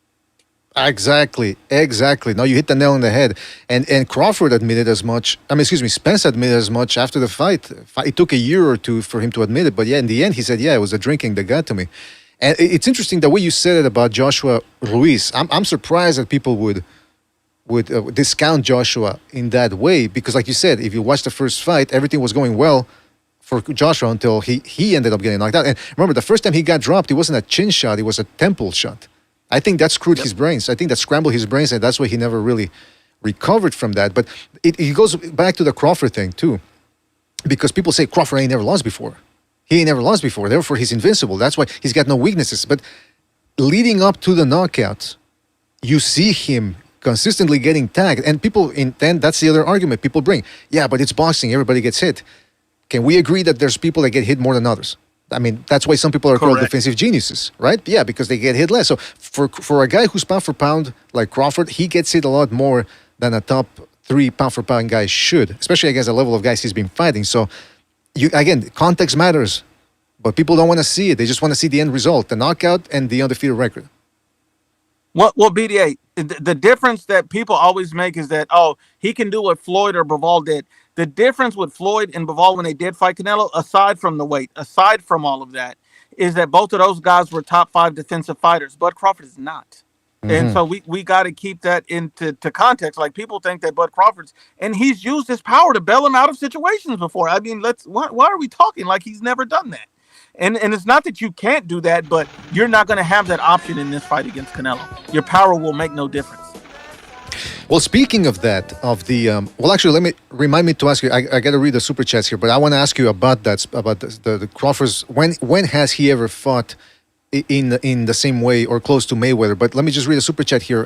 Shout out to End One Ballers 36 who says IBFP even lets aliens on his panel. Ashy Knuckles. Come on. So people are calling this guy. What are they saying? He looks like a gray alien. Is that what they're saying? Come on. It's turning into Area 51 here. Shout out to Warhorse who said, God bless fat chicks. More panza, more chanza. Exactly. That's what I say. More panza, more chanza. He means more belly, more luck. Absolutely. What was it that you said earlier about Bomac? The what's it called? The fat that goes over the fupa. The fupa. I gotta write that down so I don't forget. The fupa. All right. And shout out to Rapax Trunking Company. Oh, hold on, there's 2 more. Rapax Trunking Company for reestablishing his membership program. Shout out to him. He says Mayweather lost to De La Hoya. Hell, the little weasel avoided the rematch, and Mayweather Sr. even admitted De La Hoya won. Well, I don't know about De La Hoya winning that fight, but it was very, very close. That's for sure. And shout out to Champy for his contribution to the super chat. He says, crap fraud. Come on. He calls him crap fraud. Crap fraud fangirls. He doesn't know how to lose. Yeah, what do you think about that argument, too? That's another one. He doesn't know how to lose. Yeah, that's a dumb argument because nobody knows how to lose. Somebody makes you lose. That's the difference. Exactly. You remember Caleb Plant didn't know how to lose until Canelo made him lose. And that's what people need to understand. Billy Joe Saunders didn't know how to lose until Canelo made him lose. Guys, same with Callum Smith. He never knew how to lose until Canelo made him lose. So when you beat guys that are undefeated, these things happen. And you know, I mean, and it doesn't take an undefeated fighter to beat an undefeated fighter. That's another misconception. So people got to get past these type of things. I mean, at the end of the day, you know, when you look at it, I mean, Terrence Crawford's a very good fighter, but people are throwing logic and reason out of the window when they talk about this fight, BDA. They don't even look at it logically or reasonably or anything. It's all emotion. Well, you know what? I try to look at fights from what you said, the logical perspective. I look at the video and I rewatch fights. Sometimes I even rewatch the entire fights because I want to get a feel for the rhythm of the fighter. And even then you'll get it wrong because none of us have any crystal balls. Sometimes there's an unexpected factor that that's why we're watching this fight in anticipation, because at the end of the day, you can have a certain degree of certainty that something's going to happen, but none of us know for sure. I've been watching boxing for 30 years, damn near a little bit over 30 at this point, and I've been surprised. There's been fights where I thought for sure this is what's going to happen, and then whoopsie-daisy, surprise time.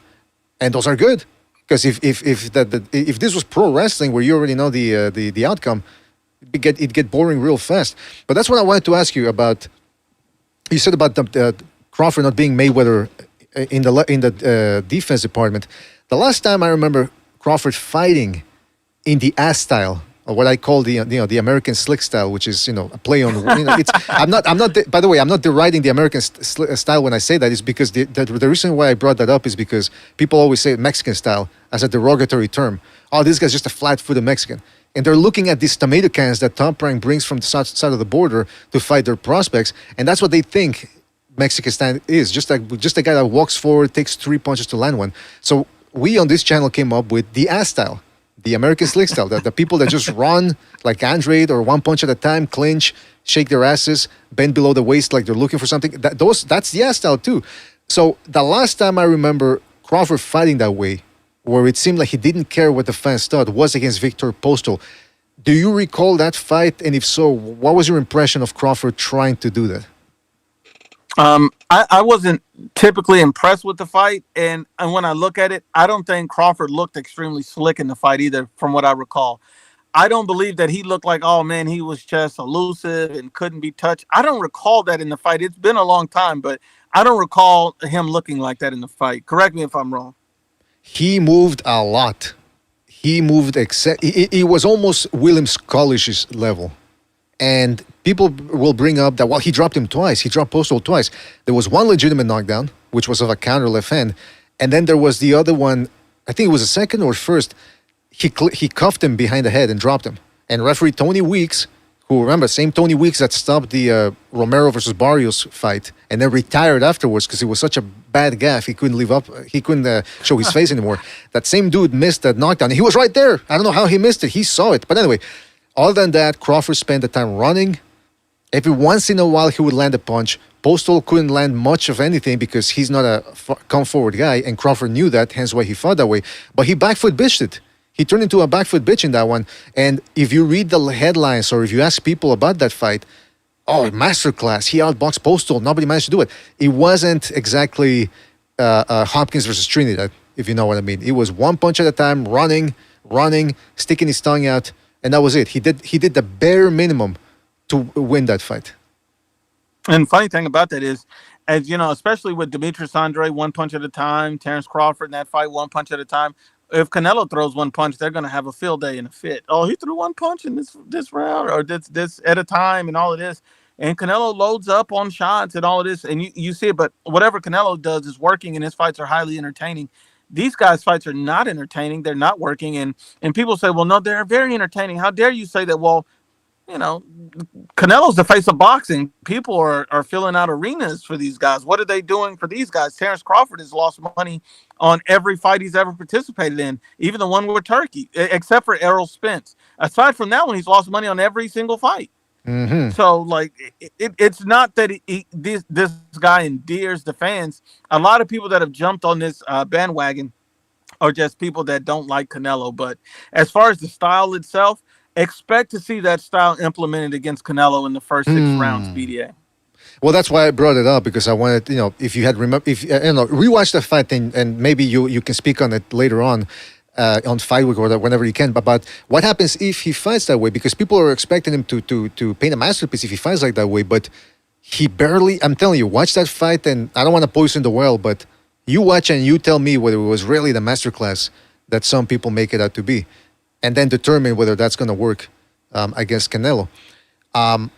The other thing I wanted to ask you is this. It's a known thing now. It's been out for a couple of weeks. The commentators for this fight is going to include the duo, the Batman and Robin of the Crawford fan club. I'm talking about Max Kellerman and Andre Ward. What can we expect from those two come fight night? I'm sure both of those guys have their scorecards already filled out. Crawford 12-0. And if we're being honest about it, I mean, I like Turkey Al-Sheikh and I don't like Turkey Al-Sheikh. And this is the exact reason why, is because, Turkey puts up money, he makes things happen. So I'm not mad at him for that, but it's just like his lack of understanding about what's really going on in boxing is really frustrating. Or if he does understanding and he's doing this intentionally, I don't know. But this is a very dumb move, because you can't expect an honest analysis from either one of those guys. When Max Kellerman, I'll give you this, BDA. Max Kellerman said he doesn't rank Canelo as a pound for pound fighter. He said this a few years ago after he went undisputed because he had not fought Demetrius Andre or Jamal Charlo. Understand that. And then he recently said Madrimov, he ranks Crawford number one as the best fighter in the world. Not just pound for pound, but just the best fighter in the world simply because of how he's been winning. But I'm like, winning against who? Then he says, because he also fought the number one guy at 154. Madrimov was the number one guy at 154? What are we talking about? So his analysis don't make sense. His critiques don't make sense. Andre Ward has spent his life hating on Canelo. There's been so many instances of this man hating on Canelo. It's not even funny.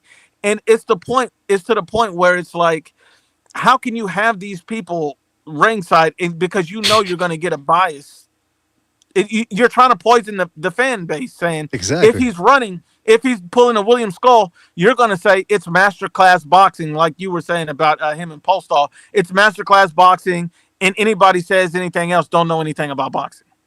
Exactly. It's a sweet science. And Andre Ward really has shown his colors when it comes to Canelo. The fact that he picks almost, he's like the Juan Manuel Marquez of the American side, where he just nothing that Canelo does. He said Canelo hasn't done the right moves. He's avoided multiple people. He said that on the Breakfast Club. Multiple people. It's like, if you want to say David Benavides, you've had that conversation on your channel ad nauseum.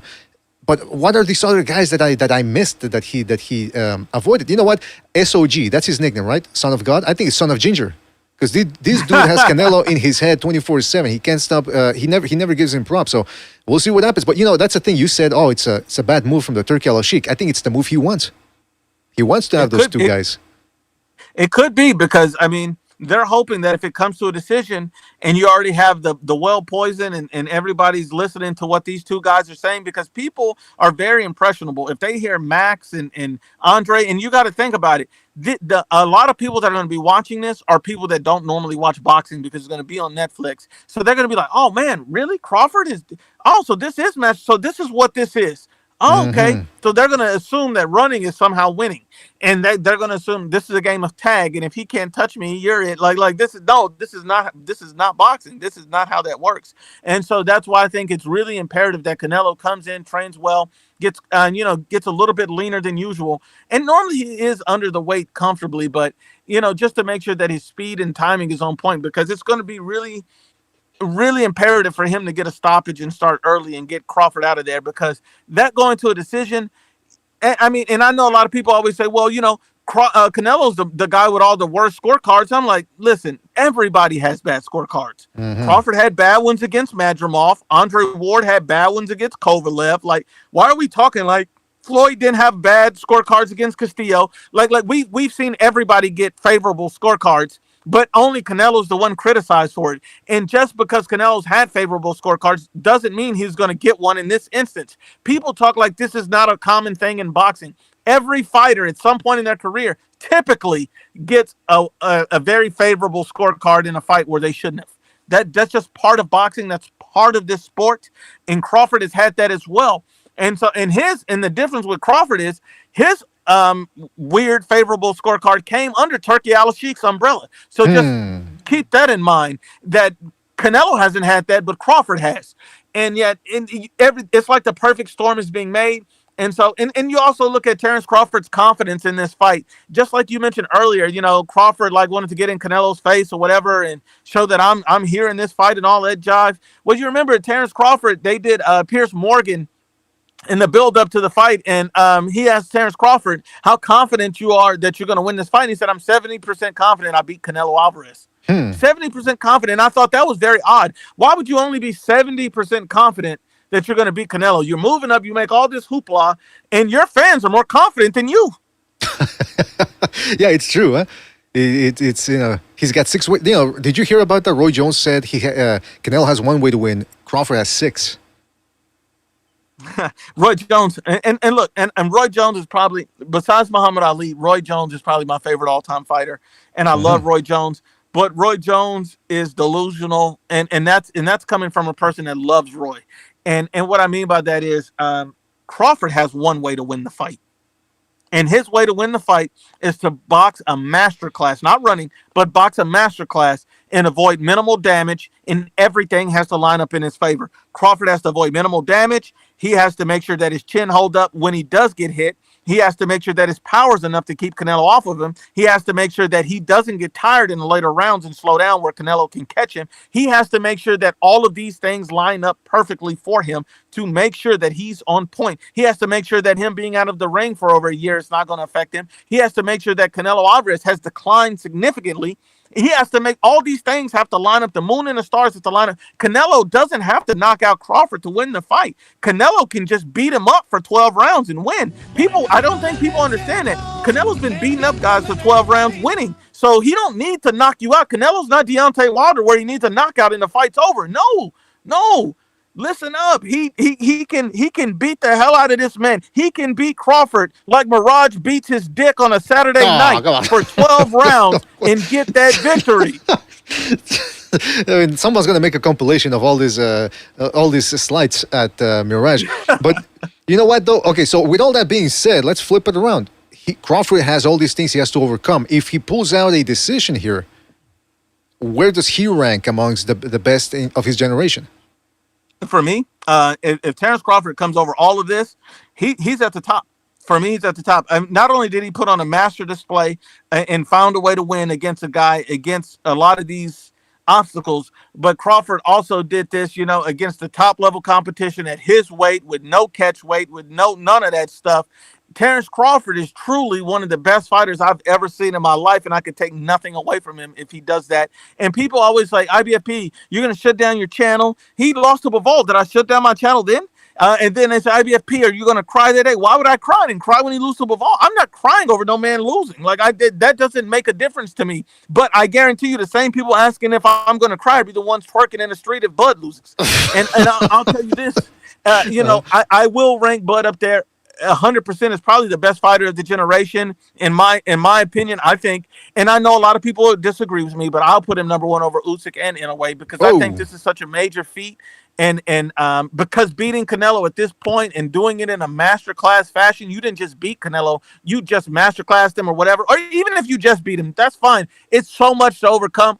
His fans are too delusional understanding any of this. They just think that Crawford has to overcome nothing. He's going to go in there and just school him. So my whole point is I'm going to give Crawford all the credit in the world. I'm a big Crawford fan and supporter. I just don't believe from everything I've seen that he's going to be the guy.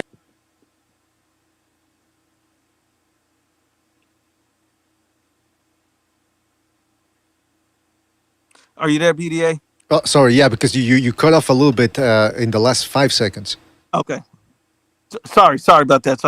No, so I don't think it's your fault. I think it's on my end. But what I caught was that you said that if Crawford wins, you're gonna put him up as one of the best above Usyk, and he deserves the credit. Now, the problem with what you just said is, I think you have to repeat it because I don't think people are hearing you. I think all they heard was you said Canelo's gonna win, and just as soon as you said that, even if you give Crawford all these props before the fight, they're not hearing any of it. They're just harping on the criticism, and that's the way it goes on the internet. Listen. We've been doing this show here since 2017, so that's 8 years. I've seen it all. I remember, you know what? When we started the channel, the thing that gave us a lot of views was all these previews we were doing about Canelo-Golovkin. That was the mega fight that was coming up, and whenever I would do a video about Canelo, Canelo can't crack. He couldn't even stop Cotto. So how's he gonna? Golovkin's just gonna walk through him. Similar to what some people are saying about Canelo here with Crawford. Crawford, Canelo's gonna walk through his punches. I don't know about that, but similar stuff. But then when I would do a video about Golovkin, you're not giving you're not giving Canelo a shot. Blah blah blah. So I'm thinking you can't win on the internet. If you give props to one guy, the fans of the other guy try to get you and say, you're being biased. And then when you give that guy props, the other side attacks you. So with some people, you just can't win. And that's why it's futile to even get into, you can't get into a fight with somebody if you're not in the game, if you don't play their game. And that's what I do nowadays. I just tell you my opinion. I tell you how Canelo can win. I tell you how Crawford can win. And I let them decide. I don't concern myself anymore with whether they think I'm biased or whether they think I'm racist or whether I'm this or that. Because ultimately, what do I gain in life? Trying to convince them about anything. That's a good point. That's a very good point. And for the record, Crawford, Golovkin, or Canelo have nothing in common. All three of those guys, Canelo and Golovkin, to me, have always been on a different level than Crawford, just because they're just their power, their level has just been different compared to what Crawford has faced in his career. I'm not confident Crawford could be the Danny Jacobs in his prime.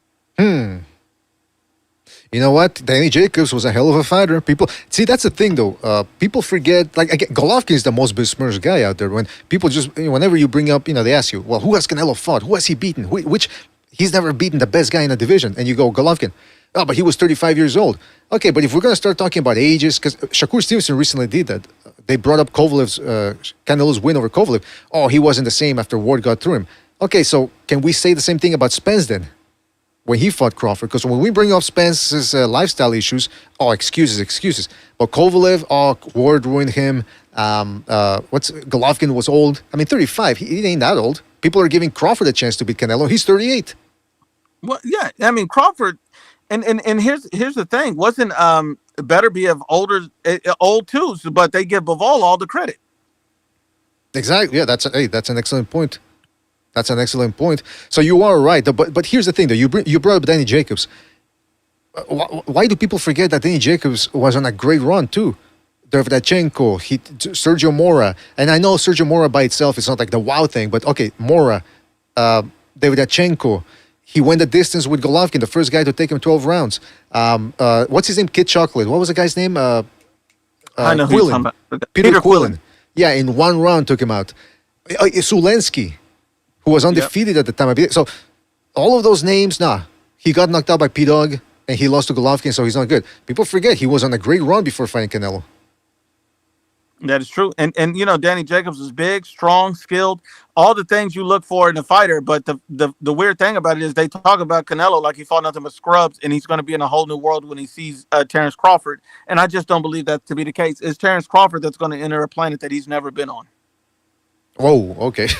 That's an interesting way of putting it, man. Listen, I'm giving Crawford a chance, but my instinct in all of this, when it was first talked about back in even 2023 was, and especially after 2024, after the Madrimov fights, Canelo. Then I started rethinking it because I suffer from pugilistic schizophrenia too. I start overthinking and I start seeing, well, maybe if this guy does this or that, he can pull off a decision. I think Crawford can squeeze out a decision, especially if Kellerman and Ward are working overtime. If they get the breath mints out and getting ready to do what they got to do. If Crawford really fights and shuts down Canelo's offense and it's an uneventful fight, I can see two judges giving it to Crawford. So there is a path to victory for him. But I'm going to make a more detailed prediction on fight week. Listen, we've been on for 3 hours, man. 3 hours on this YTBC Masters Series. So I guess we're gonna cut it. It went by fast, I'll tell you that much. It did. And it's been really fun, man. And I would love to come back, man, and just talk to you about anything, man, because this has been great. Thank you. Well, first of all, again, I thank you again for being on. Really appreciate it. It was interesting to get your point of view on a whole bunch of things and things that I didn't know, that I was curious to learn from your perspective. And join the Discord. That way I can message you on Discord. Or I'll just keep. If not, I'll just keep messaging you on Twitter, because Discord can be a pain in the ass too. yeah. But we'll definitely stay in contact, man. I appreciate it, man. Shout out to the whole BDA family. Thank you so much for having me on, man. And peace, everybody. All right, that's IBFP right there. Again, thanks for being on. Really appreciate it. That was Nuke, aka the landlord. I'm talking about IBFP. Good to have him on board. And yes, this was the third installment of the YTBC Master Series, where we interview people who have made a significant impact and contribution to the YouTube boxing community. And so I think we covered a lot of ground there. We've got the mega fight coming up. And hold on, did I miss some super chats here? Shout out to Nomas Tomas OG for his contribution with the super chat, who says, don't forget the FUPA Bomac #Huffer. Oh, come on. I'm telling you, I'm not going to forget FUPA now. I'm mostly up to date with all this common nomenclature. I didn't even know that existed. So you just when you think you've seen it all, you really haven't. So shout out to Nomas Tomas for that, and shout out to Immortal Boy for his contribution with the super chat. He says Crawford's defense is getting penetrated. Canelo in 2. Whoa. All right. See, I'm picking Canelo, but even that one's too far-fetched for me or outlandish. I don't know. Hey, listen, you never know, right? You never know. But I'm going to write it down just in case because we're going to start getting the official prediction show on Monday. I got to check the schedule. Either on Monday or on Tuesday. We're going to try to do different types of shows covering this mega fight because a fight of this magnitude deserves to have it covered from different angles and all perspectives. And of course, it's going to be the prediction show is probably going to be an open phone line show. So you guys get to call in, you give us your predictions and your thoughts on anything and everything boxing as well. And and I'm going to write it down. So Immortal Boy, and we always do that, or do this rather, before every big fight, just to have things on the record. You never know. Sometimes you look back on the predictions and you go, "Whoa, this guy got it right on the money." So Canelo in 2, he says. All right. So shout out to you guys for your contributions. Really appreciate it. I'll try to be back on Friday with a morning show. There's a lot to talk about, so stay tuned for that.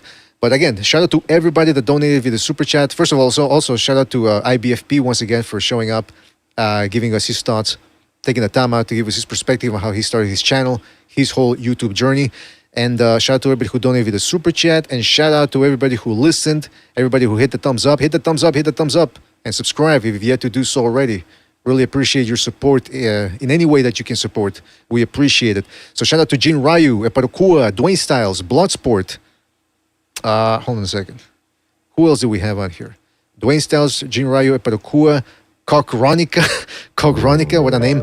We got Veronica. Music's too loud. Delta, who else? Norman, Nomas Tomas, Veronica Swallows. Oh my goodness gracious. What's going on here? Baron Evola, Hand History Vault, Jin Ryu, Chitlin Distributor. There's another Veronica in there. This is Veronica Lonely Torta. Oh, come on. Round 1, Hernandez, J Colt, Delta Defcon, I think End 1 Ballers, 2 Matador, Jilly Bean. Jilly Bean loves anal. All right, that's good to know. Troll, Casamigos, 2 Matador, Rapax Strong Company. Shout out to Rapax 10-4. And many other people. If I forgot anybody, it's because we got to go, fellas. But again, shout out to you, everybody who joined. Catch you on the next one. Take it easy. Thanks for watching. Whoa.